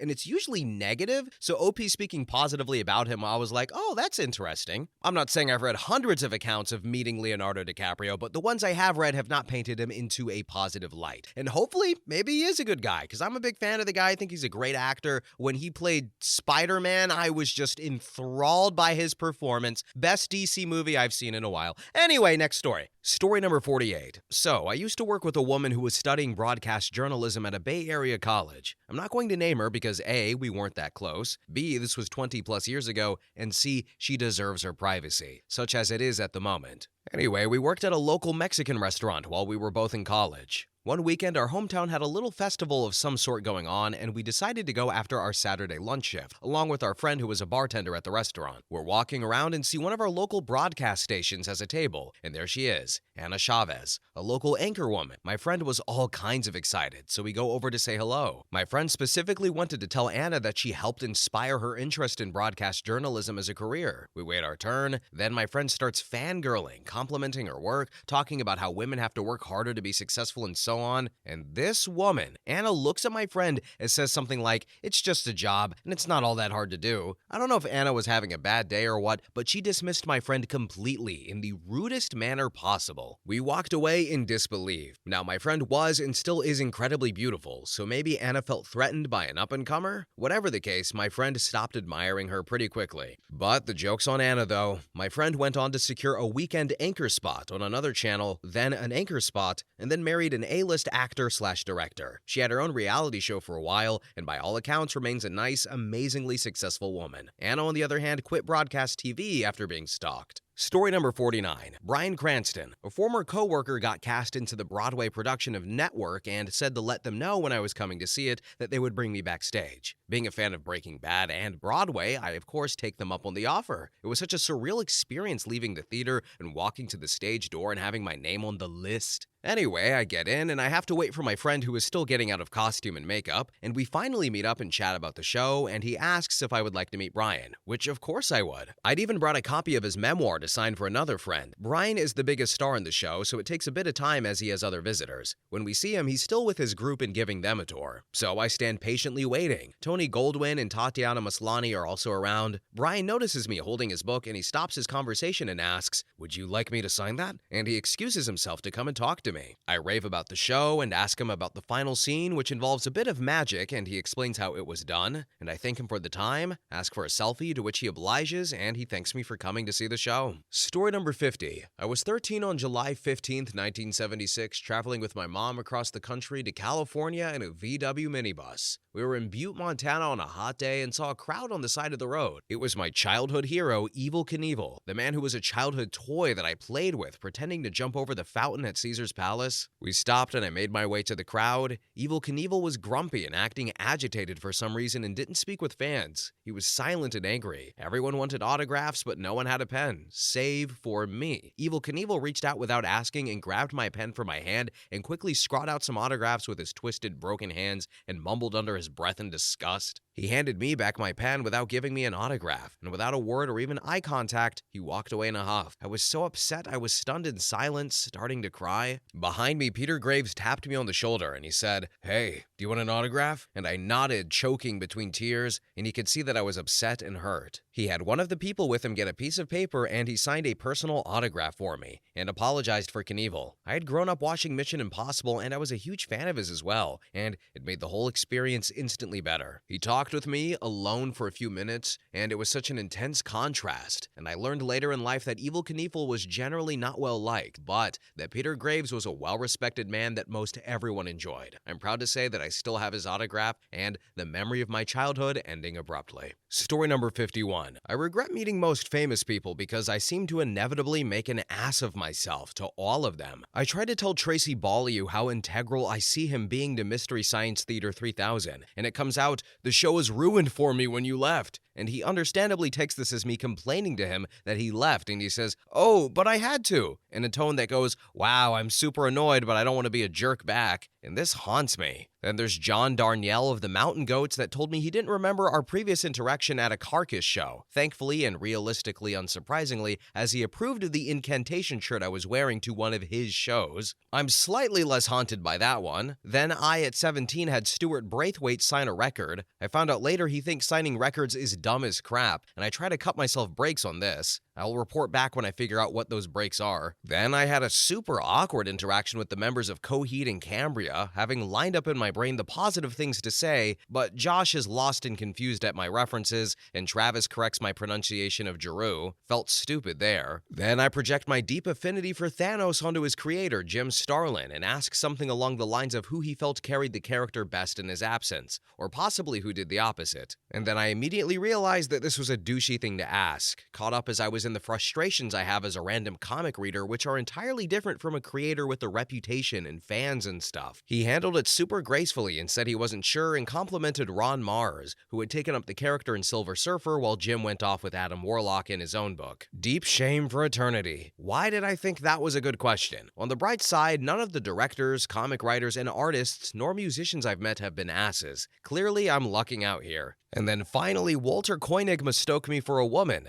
but I was both not offended and everyone got a big laugh when he immediately pulled out his glasses. He was totally cool about even that, and I was in the crowds at a distance, and have long hair, which was a reasonable guess in this culture. Story number 52. Robin Williams. He was drunk as a skunk and mean as hell in a Las Vegas bar. Not a cool experience and has colored my impression of him. I do still feel bad for the way he left us. No one should ever feel the need to inflict self-harm. On the other hand, Dave Mustaine, who gets a ton of crap for his behavior and antics, was very kind to me and my friends, and it was a pleasure to meet him. Ran into him on his birthday at a restaurant prior to a gig Megadeth was playing. He was walking by and our table wished him happy birthday, which prompted him to stop and say hello and chat with us for about a minute. Super genuine move when he could have just kept walking and not even acknowledge us at all. In a separate occasion with Mustaine, I was at a signing event after a concert that we waited an hour for after a show. When I reached the table, someone from the production crew came to speak with Dave. A security guard began to guide me away from the table to keep the line moving, and wasn't the nicest about it. Dave gave the guard some crap for doing that and called me back, shook my hand, apologized, and took a photo with me, along with signing my record. Two separate occasions that I think blew away my expectations of him. Story number 53. Tiger Woods. We played junior golf tournaments together when we were 10 to 12. Because of our last names, we were almost always in the same foursome. He was really good and won most everything. I think he won everything when we were 11, except the father-son, but he was a huge pain in the ass and a crybaby when he didn't win or get his way. Once we were on the green at Hacienda Heights, CC, and the scorekeeper's kid, the scorekeepers were moms and dads of the players, moved mine and another player's marker, and Tiger freaked out and demanded we get penalized a stroke, even though he was leading the tourney by several strokes. Caused a huge delay, and the tourney leaders had to come to our hole and interrogate everyone, and they pretty much just agreed to shut him up. Another time in a father-son tournament, my dad and I won, and he threw his second place trophy on the ground crying and screaming and refused to go to the dinner. It was the only time I ever beat him, and it was all because my dad was on fire that day and Tiger's dad played horribly. Every time I see him throw a club or get upset in a PGA tournament, I had flashbacks of him being a little female dog when we were kids. Story number 54. Zach Braff. Our classmate's mom was a producer within the company that produced the show and got our class a pass to get on the set of the show Scrubs while they were filming. Let me just say, I was 17 years old and Scrubs was actually my favorite show at the time. I was ecstatic and I knew how blessed I was. Fast forward, we arrive at the hospital, which is old and not in use for medical stuff anymore, and we walk around the set, meet some cast members, and then we got to watch an unaired episode in the cafeteria. After that, they told us to come into the hallway, and they were there. Donald Faison and Zach Braff, the two main characters just down the hallway from us. They asked us to be quiet, and we watched them film a scene. Dreams come true, I thought. Afterwards, one of the producers asked us if we wanted to meet them, and we all giggled like little girls. We started walking down the hall, and when we were within earshot of both stars, we saw Zach Braff darting eyes at us. He said loudly and clearly, "Are those effing high school students? Get them the F away from me." And before we could reach him, he let out this disgusted, snobby sort and turned around and walked away. The class thought he was literally joking, and we laughed, but he literally kept walking, and we never saw him for the rest of the day. It was a huge disappointment and realization that the character doesn't match the actor. Teenager me still didn't know. Donald Faison caught on to our disappointment, and he tried to excuse Braff by saying things like, "Oh, he's just joking. He doesn't mean it, guys. You're awesome." And he started asking us our names, what schools we were from, shook all of our hands, laughing and making jokes, taking group and individual photos. It wasn't long, but he made the time and would try to remember and call us by our names when he spoke to us. He was smiling and laughing the whole time. The whole thing was so wholesome and such a great experience. I still have the picture I took with him, his big arm around my shoulder. He became one of my favorite actors that day. What a great guy. After a few moments, he said he had to go back to work on some things and enjoyed his time meeting us and asked if we had any last questions before he left. You should have seen him when he asked if we had any last questions. It was like he was supposed to be in a hurry, but he leaned towards us as if to imply that he would stop and answer any questions and give us all his attention in the world. I really hope that Donald Faison knows how great of a guy he is. Story number 55. I worked on the film Gladiator. I have posted about it before, but was 12 days principal filming in the UK in 1999. Was excited to work with the actors. Russell Crowe, grade A knob. Wouldn't speak to anyone, even if they made an effort, and looked at people with disgust. Would leave between scenes to go and sit in his trailer. Also didn't seem to get on well with any of the other A-listers. For him, it was just a job. Joaquin Phoenix was weird AF. Maybe on drugs, maybe staying in character. Didn't seem warm, and again, didn't want to interact with anyone. He seemed to have upset some of the support staff. Richard Harris, rest in peace, amazing, warm, friendly, would give everyone the time of day. Absolute professional and could have taught the others a lot about being a good actor. It was an absolute privilege to have worked with him. And finally, Ridley Scott. Great guy. Of course, he had heard thousands of times about how much people had enjoyed his films, but when we started talking about actually filming, he really opened up. Had some great conversations about the cameras, shots, cinematography, etc. Story number 56. My father almost punched Tony Stewart, the NASCAR driver. My dad does a lot of racing promotions and works with teams, and he's gotten me some awesome autographs because of it. One race at Bristol, Dad sees Tony walking about the garage area, and with his practice professionalism asks Tony if he has a spare minute for an autograph for me. Tony barely speaks his stride and says with his practice a-hole attitude, "I ain't got the effing time, I'm effing busy." And my father is someone whose career depends on how he interacts with people. He did not hesitate to answer, "Well, F you too, buddy." A few hours later, Dad is wandering the garage and from above he hears, "Hey, you stop!" And he looks around and sees Tony pointing at him from atop his hauler. He hustles and descends the ladder and makes a beeline for my dad. And my dad knows he's about to have a fight with Tony Stewart. But Tony says to him, "You asked for an autograph and I was pretty rude to you, and I'm sorry. Was it for your son?" Wow, talk about your roller coaster of emotions. I still have it in a folder somewhere. Story number 57. Denzel Washington. The Hurricane was filmed in Toronto. I was a grip on set. The director made sure we all knew not to make eye contact with Denzel because he didn't like it. Being on film sets for a decade, I already knew not to do anything that might distract an actor during an actual scene. That's just common sense. What I didn't know was that a prima donna Denzel was. Usually between takes, no one cares where you're looking. Well, we were shooting the scene where he meets with his lawyer in prison, and there were a lot of extras that day. One of the extras was a little girl, probably about 10 to 11 years old. We shot a few takes, and then the director took the DOP aside to talk about the next shots. Suddenly, Denzel starts shouting, "Get her the F out of here! I don't need this female dog staring at me!" And I look, and he was talking about the little girl who apparently had the audacity to look at him between shots. They shoot her off set, and she and her mom were in tears. I lost all respect for Denzel that day. Up until that point, I really liked him as an actor, and I especially liked that he got to play Reuben Carter. After that day, all I can think of when I see him on the screen is what a prissy little B-word he is. Story number 58. I've been to a fair few cons and concerts, luckily had more awesome interactions than negative. John Delancey, Q from Star Trek, was a bit of a jerk. Short, rude, and seemed miserable to be doing autographs. Robert Picardo was a sweetie though. Met them at the same time and didn't understand you had to pay for autographs. I was like 14 and was my first signing, and Picardo let me have an autograph for free because I had gone to an event he hosted the night before. Then Brent Spinner, Data, was the most wonderful actor I've met. He remembered me throughout the con we were at and kept joking around with me during photos, autographs, and a panel. Patrick Stewart was standoffish. When you went in for a photo, a handler stopped you and informed you that you couldn't touch him or try to have a conversation with him.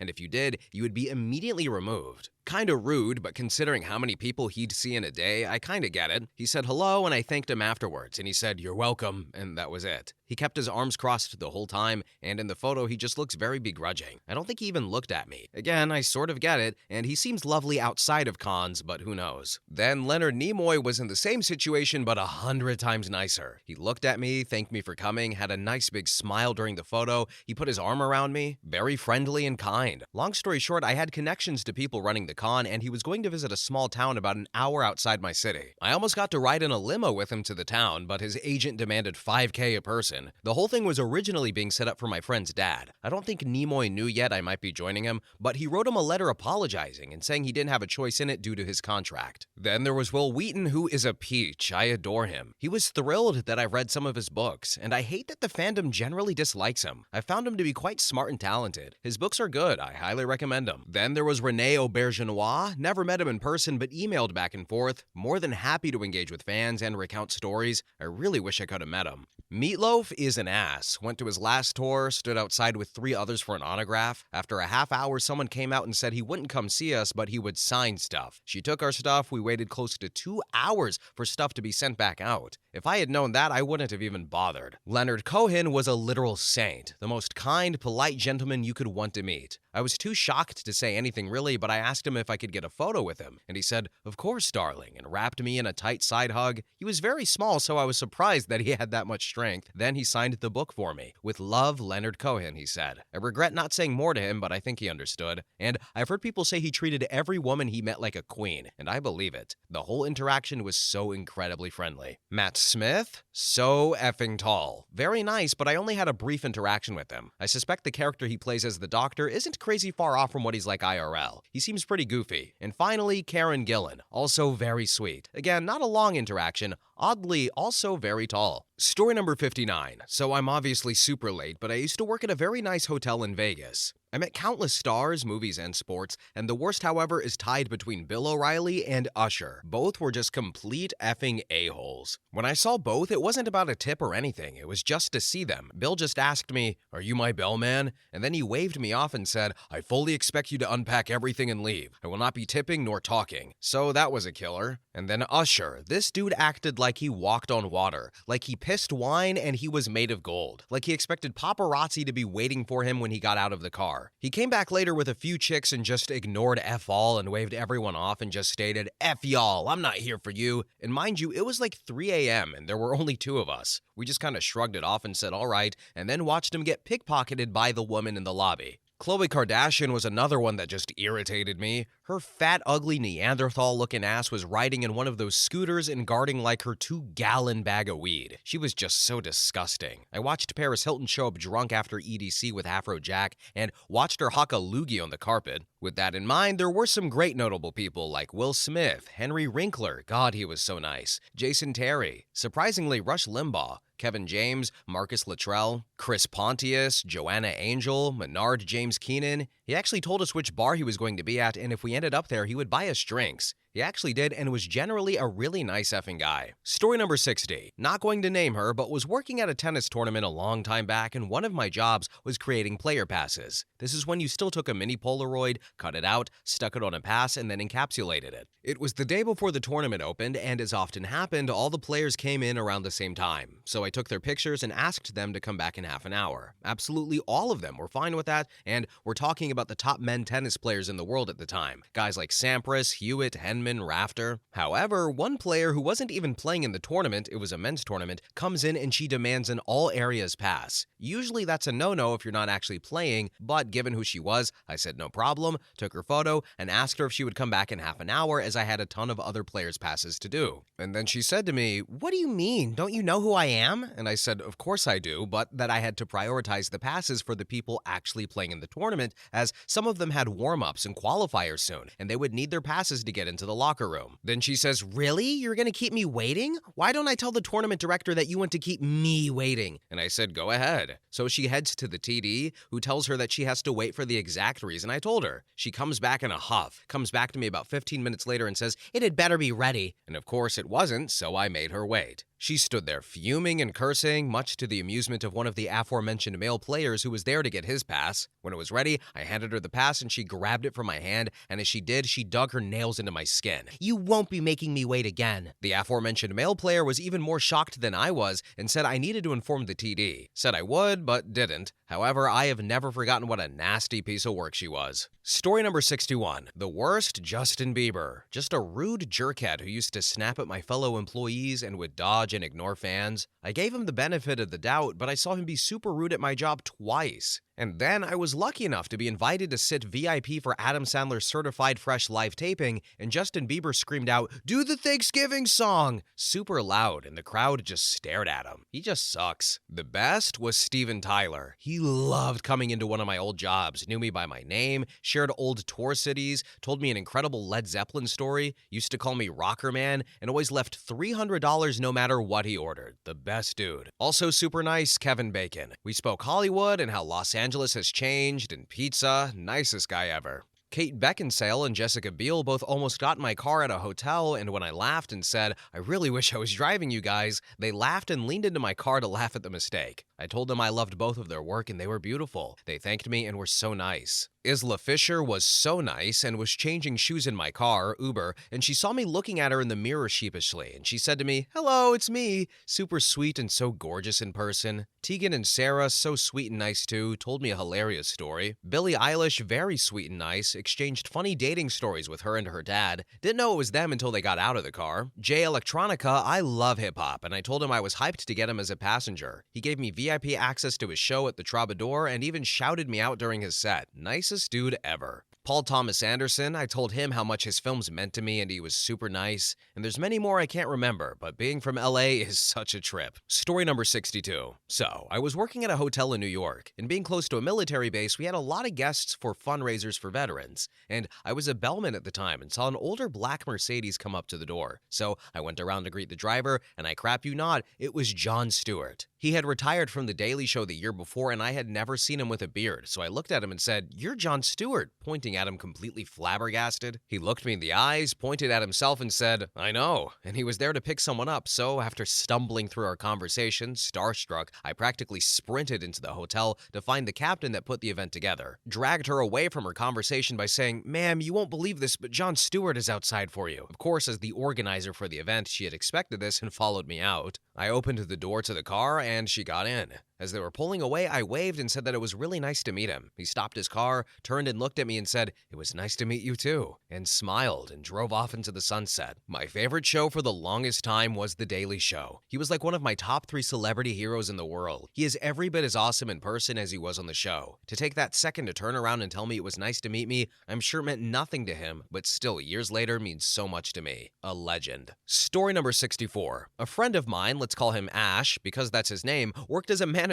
at a sporting goods store in Australia. To set the table, Ash is gay, but you wouldn't know it by talking to him. Anyway, a dude walks up to him about half an hour before they were set to close, and basically told him Russell Crowe would like to come in and buy a bunch of stuff. This was at the peak of Russell's fame, so the dude asked if Ash would empty out the customers for them. Some people may not like this, but I have no beef with it really. Anyway, whatever. So Rusty comes by and chops around with a few peeps and takes basically half an hour. Closing time comes, and because Ash would usually be leaving work at this time, his friend shows up to meet him. His friend is somebody you would immediately know as gay. On this day, the fact was emphasized by his shirt, which read, "I effed your boyfriend" in big, bold letters. Ash explains to his friend that he'll need an extra moment, so the friend takes a seat not far from the front counter. Eventually, Russell and his cronies hit the counter with their items. It was a lot. And Ash started scanning everything through and quickly noticed that Russ kept eyeballing the gay dude over on the bench, probably sitting next to a young John Mulaney. Rusty looks very uncomfortable about this dude. As Ash continues processing the items, Rusty keeps eyeballing the guy with the shirt, and he looks more and more agitated. Ash is really feeling uncomfortable at this point because he can feel that Russell is going to say something. He can sense the anger bubbling up. This goes on for a good 5 minutes before Russell finally says something to Ash. And I'll remind you that RC had no idea they knew each other, and he leans in closer to Ash so the other guy can't hear. And he says, "Can you effing believe this guy?" And then Ash says, "What do you mean? Can you believe the effing nerve?" Ash stood in silent terror, and then Russ continues, "Seriously, I can't believe the nerve of this guy. I can't believe he effed my boyfriend." This was a good story. And also the Russell cronies, that was clever.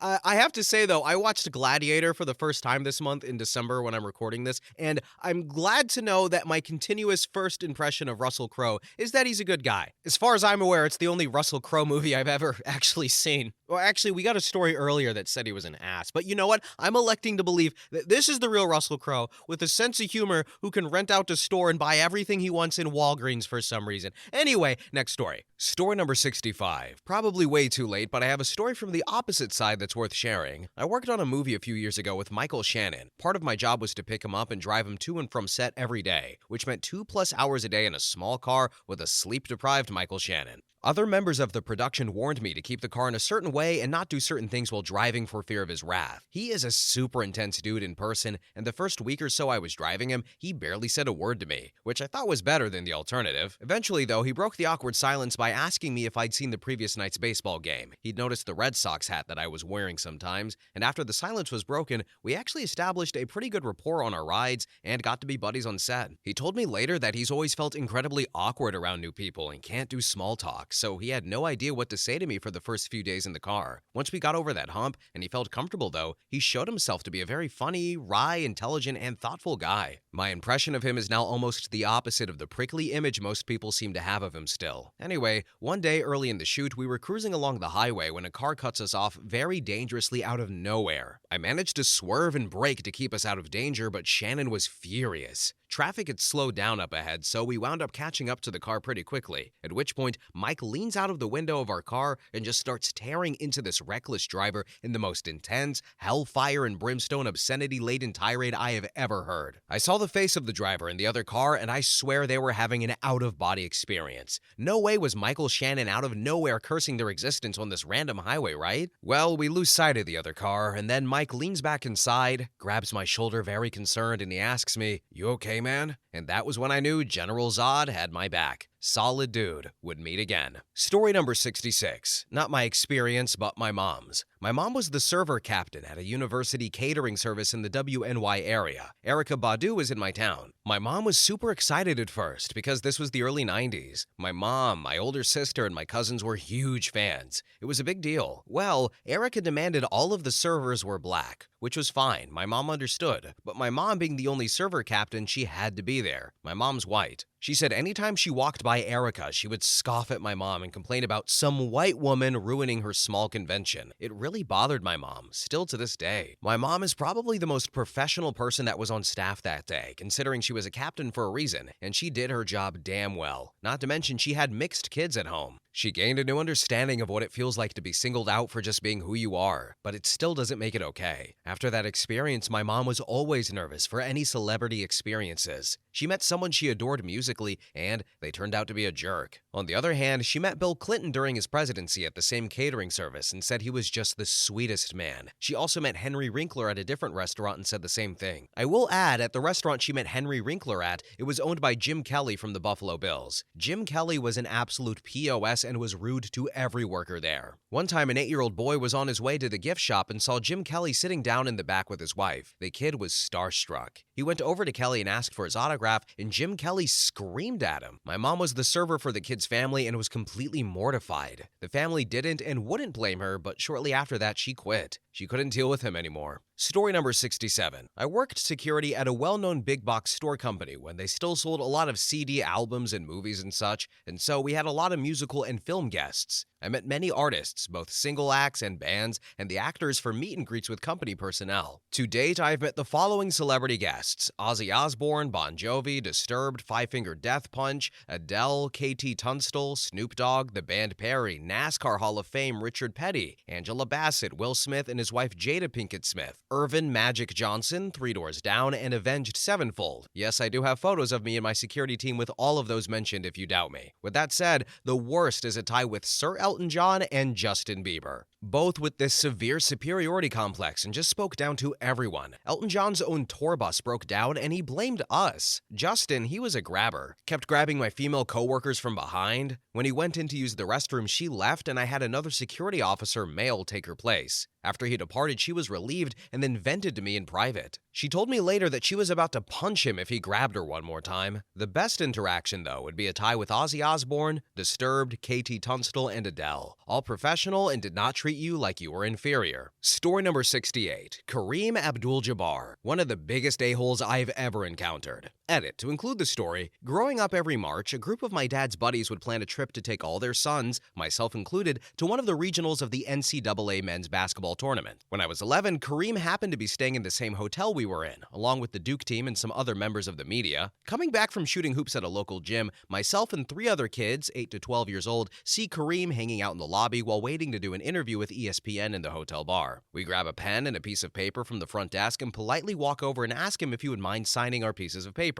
Kareem looked at us and said, "After that," while motioning to the cameras setting up and went back to whatever he was doing. We waited on a couch near the bar for almost 2 hours while he did his interview and hung around laughing and joking with the reporter afterwards. As he gets up to leave and starts walking back across the room towards the elevator, the four of us approach him again, with pens in hand to get the signatures he for some reason told us to wait for. He looked down at us, shakes his head, and scoffs and walks into the elevator without saying a word. It's worth noting that later that night, we saw Bill Watton at the arena. He had 5 Sharpies sticking out of his sock ready to go for any kid who approached him asking for an autograph. Long story short, F Kareem. Not shocked he raised a kid who'd grow up to stab his 60-year-old neighbor in the skull.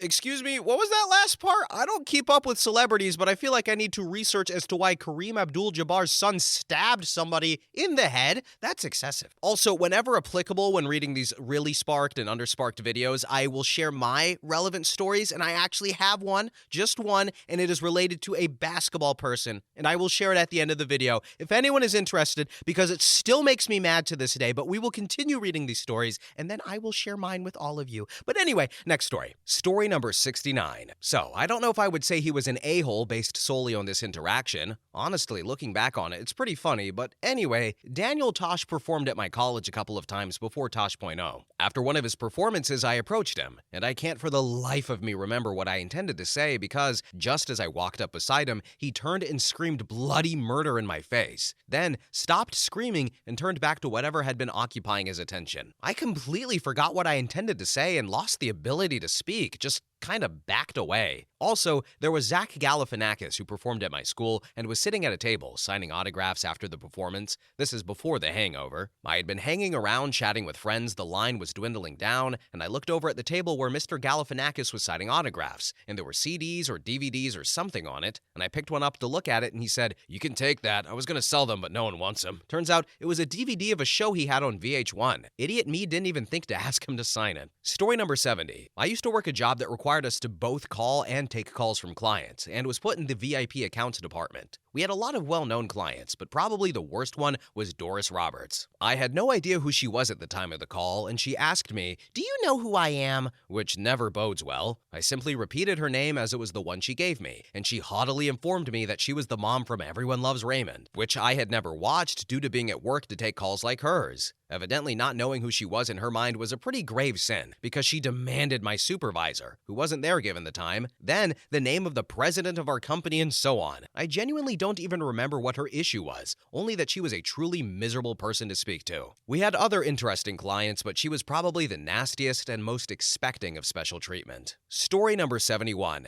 Katie Couric. I worked at a pretty high-end fine dining restaurant in Charlottesville, VA, where plenty of wealthy and famous people frequented pretty regularly. Most people were extremely nice and humble, but my interaction with her left a bad taste in my mouth. It was graduation weekend there, which typically gets booked months in advance, and we had reserved for her one of our nicest tables available. We were insanely busy, completely overbooked, and she was incredibly rude to me and the matron and proceeded to cause a hysterical scene in the middle of one of our busiest services of the entire year. She went even so far as to say, "Don't you know who I am?" We ended up accommodating her because we were absolute professionals and still aim our best to appease guests, but it was a major headache. It was kind of the icing on the cake for an already stressful, high-pressure weekend. I know she's an Uva Grad and felt extra entitled because she was a speaker for the weekend, but still, anyone trying to use their stardom like that to sway others in such a nasty way really appalls me. I know this happens all the time, but it just made me lose a lot of respect for her. Edit. On the contrary, Bruce Springsteen was an absolute saint. He was incredibly cool yet humble, very polite and easygoing. Lewis Black was one of my favorites. He was an absolute riot in the best way possible. He came in with a small posse the night before he had a gig in town. He came in right before close, but that allowed him to have the whole place to himself, which was ideal in this case. He had a perfect balance of being outrageously funny and endearing, whilst also being respectful and appreciative. He even bought the waitstaff a round of special dessert wine and even went so far as to getting his server a ticket for his show the following night. He was a hoot, yet such a gentleman at the same time. Story number 72. This reminds me of a story on here where a woman posted about Tom Cruise. She was working on the sunset where he was, and they were waiting for an elevator or something, where he struck up a conversation, or something similar, with his small group of handlers around him. Anyway, she mentioned that her aunt was having knee surgery. Then the conversation ended, and she didn't think anything more of it. Then fast forward a couple of weeks later, and she was walking down the hallway when he and his escort came the other way, and he stopped and asked her how her aunt's surgery had gone. She said he was exactly like he seems in movies, with this 100% laser beam focus, and he remembered every part of their short conversation. She wasn't important or anything, and there was no reason he should have should have gone out of his way or anything. This is a while ago, and I'm sure I've stuffed the story up somehow, but the pain point was Tom Cruise's laser beam focus and his memory being crazy good, even with a forgettable, brief conversation. Story number 73. Hands down, Tyga. I worked costuming on a music video with Tyga and Wiz Khalifa, and had the unfortunate pleasure of needing to be in the trailer with Tyga for an extended period of time. We were putting a prosthetic piece on him with an LED that was going to sit uncomfortably close to his eye, and we needed to get his feedback on his comfort level. Instead, he refused to even acknowledge we were in the room while I wired the rig into the piece. My boss left a bunch of important stuff back at the studio, so what we were doing to compensate had the potential to be dangerous, but asking him for any feedback just resulted in him looking up from his phone, giving me a hard stare, and then looking back down on his phone. Worst part, he immediately got up and started screwing up our work the second his jewelry guy showed up with a tackle box full of gaudy gold necklaces. Like, dude, you're the one that wanted to look like the Terminator. Plus, he was dating a very underage Kylie Jenner at the time, so F that guy. Wiz was cool as hell though. Story number 74. This is just one of those crazy coincidence stories, but it ended up being my favorite celebrity experience by far. I'm just now starting out as a first-time feature writer/director, so you probably haven't seen any of my previous work, and my movie gets picked up by Sony for development. This is early February 2020, right before the pandemic really hit, by the way. I have a role in the movie that I specifically wrote for Henry Winkler. The guy has been a hero of mine forever, and I literally pictured him saying each line as I wrote it. Unfortunately, my producers and the casting director said we could never get him for our budget level, especially considering that he had just won an Emmy on Barry. I'm even friends with his niece and asked her to reach out on my behalf, but she said that he unfortunately doesn't take any unsolicited offers, which I totally understand. He's Henry Winkler, and he doesn't need my little indie film role.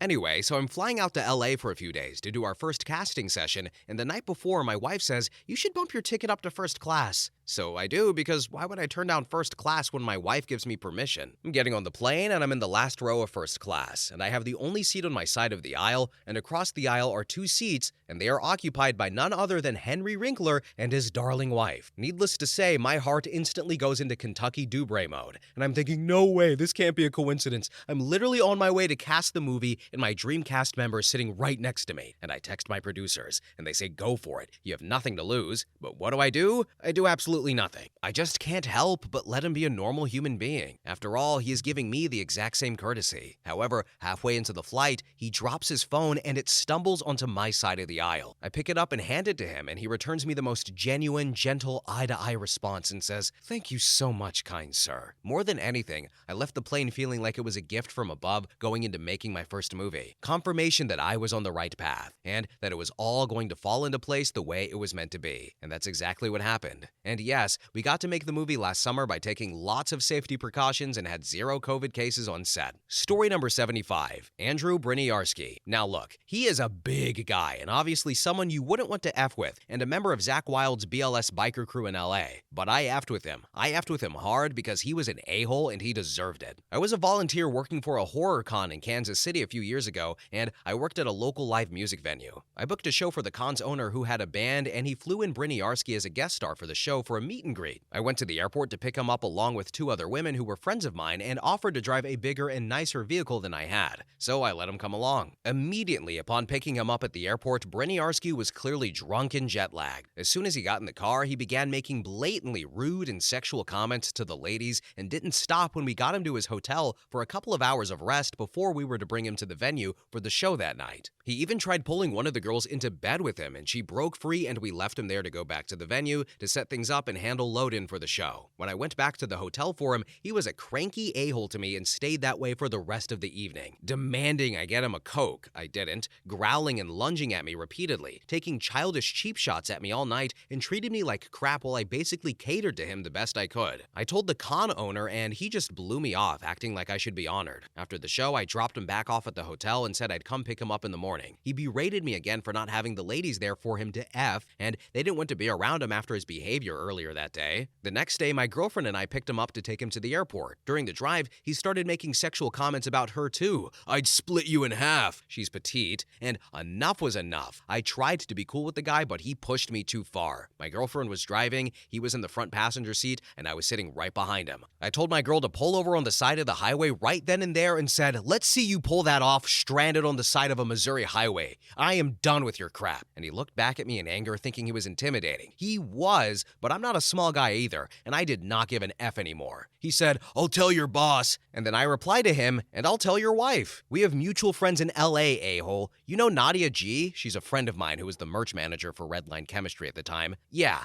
and she's friends with your wife. You remember your wife, the woman you've been trying to cheat on all weekend with my friends? Or how about Titus H? He was one of the BLS LA chapter lieutenants. Yeah, you thought I was some effing nobody fan, didn't you? Get your ass out of my car right now. I don't give an F who you call. I volunteered for this because I was a fan of yours." And then, finally, he started acting apologetic and said he was just tired and offered me a random St. Vitus CD that he had signed. I don't know why, he's not in the band. I got out of the car, got his bag out of the trunk, and tossed it on the side of the road. He got out to retrieve it, and I got back in the car. He pleaded a little bit and told me not to be a coward and that he was just kidding. I tossed his CD out the window at him, and I said, "I don't give an F anymore. I can't hear this anyway. I'm deaf, and your name means crap to me. Have a nice trip home and tell your wife I said hello." And we left his ass on the side of I-435 about 15 minutes from the airport. The con owner was also hella pissed off at me about it when he found out what happened, but by that point, I was already done with his crap too. So I stopped volunteering for him, and I never went back. And I booked all his bands that played at his con the last 3 years prior to that point. Story number 76. I've met a lot of celebrities over the years as a convention vendor, and hands down the worst was Chris Sarandon. I was setting up for the morning when he came in and started settling in.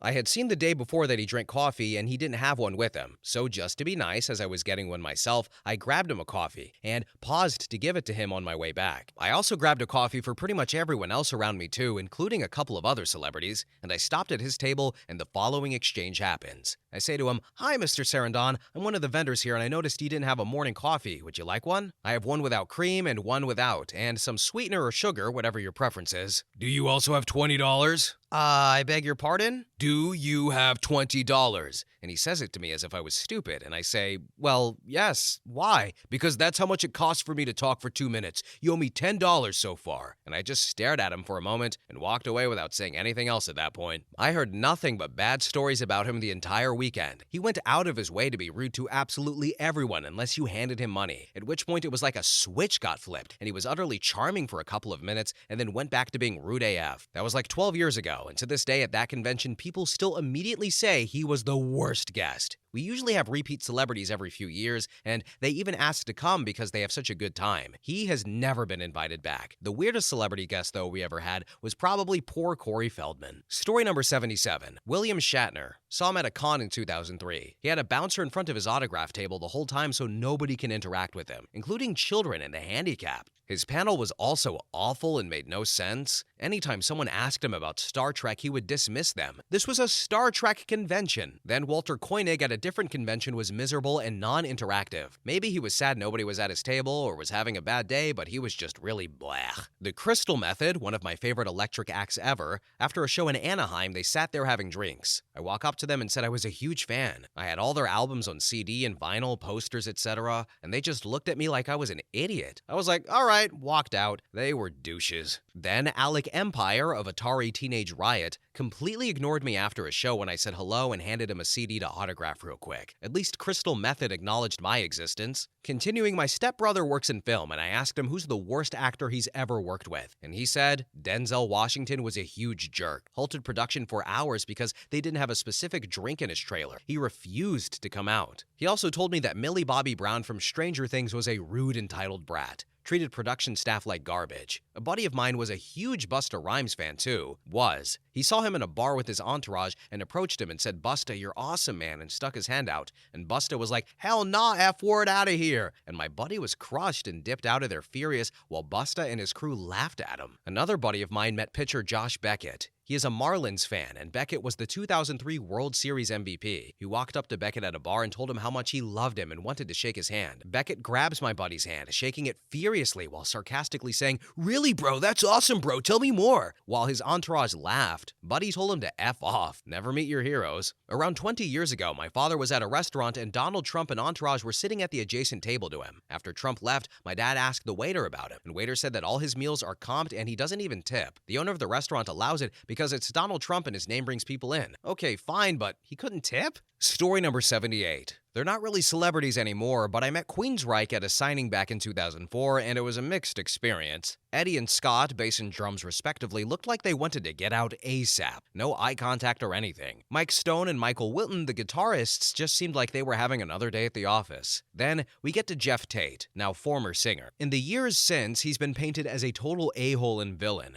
But when I met him, he was an awesome person. He shook my hand and briefly chatted with me before turning to my wife, who was wearing a tie-dye shirt, and told her he had noticed her the whole time we were in line because everyone else was wearing shirts with skulls. He asked her where she got it from, and when she said Walmart, he turned to his wife, she had been standing there behind him the whole time, and told her they had to stop at Walmart. He shook our hands again and we moved on. He also took a few extra pictures with our camera, then pulled out his own and took another so he could remember the shirt. It was awesome. Story number 79, Ashton Kutcher. Now let me be clear, this was many, many years ago. I have no idea if the man has matured or not, as I'm no longer in the industry, but back when he was riding high on ego in his early movie roles, I was on set with him. I was a production assistant. And he was there, walking around before a shoot. Basically, everything he had to say was either insulting, offensive, or downright cruel. Of course, he can't talk back to the talent that gets you fired and probably blacklisted from any gigs. Hell, unless they approach you, you shouldn't even be looking at, let alone talking to the talent. However, Kutcher was engaging people and, of course, laughing things off and saying things like, "I'm just joking, come on," or "I was just trying to get a laugh out of you, don't take it so seriously." And the often used line of, "You aren't going to last in this industry if you can't even take a joke." This being said, anytime someone would dare to look hurt by anything he said, several people around me lost their position because of his actions for nothing more than looking upset and trying just to get on with their tasks and pissing him off or ignoring him. The worst one, though, was when he collared another PA and told him to go get him food because he didn't like the stuff on the crafty table. The PA couldn't just drop their work and tried to explain that, and Kutcher's assigned assistant/gopher was already out on another demand,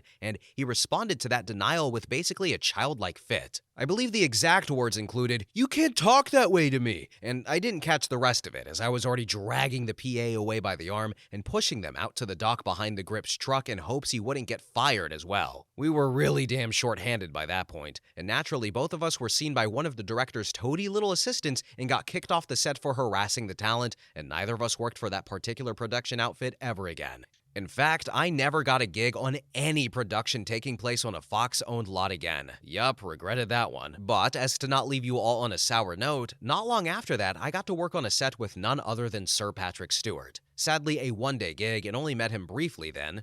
And I actually got to speak to him for a moment. He was being encouraging and friendly to the crew who were finishing a really rushed job that day, hence the one-day temp gig on that set. And damn, I felt appreciated. What a genuinely nice guy. It almost felt like he was watching out and took note of who was actually really breaking their back out there and made it a point to catch them before they left to say thanks for our hard work. Edit. In response to a question sent by me, I will try to explain a bit about why going to get food for him was a hard no for a PA. He was telling them to go get in their car, drive to a place he wanted, and bring it back. Not simply stepping across the street or something. This is a big deal for a few reasons. First, that isn't your assigned task. There is zero downtime or slacking happening during setup for a shoot. Stages on studio lots are expensive. The talent's time is expensive. The crew is expensive. You get there and you are on task the entire time till you wrap and either lock up for the night if it's a multi-day, or you pack up and leave that damn building stripped to the concrete floor for whoever uses it next. Second, he wasn't offering pay for it. He expected it to be given to him. Yes, PAs can turn in receipts for expenses, but we were bottom rung. If it's not an authorized expense that the person in charge of you sent you to do, good luck getting that reimbursed. And third, as a PA, you don't have any kind of badge or your name specifically on a list to get back on the lot easily. You show up in the morning, drive in with the group if you drove yourself, or you are jumping on one of the vans or trucks, whatever, with the production person who is giving you your orders that day. Now, yes, sometimes you get sent as a part of your work off the lot, but in that case, they usually either send you in a car that has a parking badge for the lot, or they give you one of the crew passes for the gate, or some other arrangement is made. Every lot is different. But there is always some way to get back in. If you put off on something like this with your personal vehicle though, and you can't get back in through the gate, you might as well not even bother showing back up for the rest of the job, because the second you call the crew member you report to and ask to get them to come to the gate and show their pass, you've already gotten fired for wasting their time. Being a production assistant is a ruthless and unforgiving job. job. So one thing I have seen and heard and read about a few times is that Mila Kunis is a nice person, but here we are reading about her husband Chris Kutcher being a douchebag. And of course, as OP mentioned, they gave Mr. Kutcher the benefit of the doubt. Perhaps he has improved as a person since then. But reading this particular story, I'm thinking to myself, damn dude, you don't deserve Mila Kunis, you suck. But as promised, I said I was going to tell my basketball person story, and here it is. So story number 80, I suppose. I worked at a convenience store, we'll say, and we sold newspapers there. And one time, this guy comes in, and I ring him up, he leaves, and then the lady after me comes in, and she's like, oh my God, do you know who that was? And I'm like, no. And she's like, that's Phil Ford. I'm like, who is that? And she says, he was a famous college basketball player, big deal in our state. And I don't watch college basketball, I don't keep up with celebrities, I'm sure I mispronounced so many names throughout this video, but in my state, to basketball fans, he was a big deal. Then a couple days or a couple of weeks later, I'm working the morning shift, and Phil Ford comes in, and he puts two newspapers on the counter, and it's today's paper and yesterday's paper. And then I ring him up, and then the newspaper's like $3 something total, so it's like $6-7 or whatever. And he's like, is that right? I'm like, yeah, two newspapers. He's like, no, I'm getting this one. And he points to yesterday's paper, and I'm like, yeah, I gotta charge you for it. And he's like, you gotta charge me for this? I'm like, yeah, I gotta charge you for everything. But this is yesterday's paper. And I tell the guy, sir, even if you bought expired milk, I would still have to charge you for it. I can't just give it away for free. And then he starts pounding on the desk onto the newspaper, and he says, I don't want free stuff, I want old stuff. And I'm like, what is this guy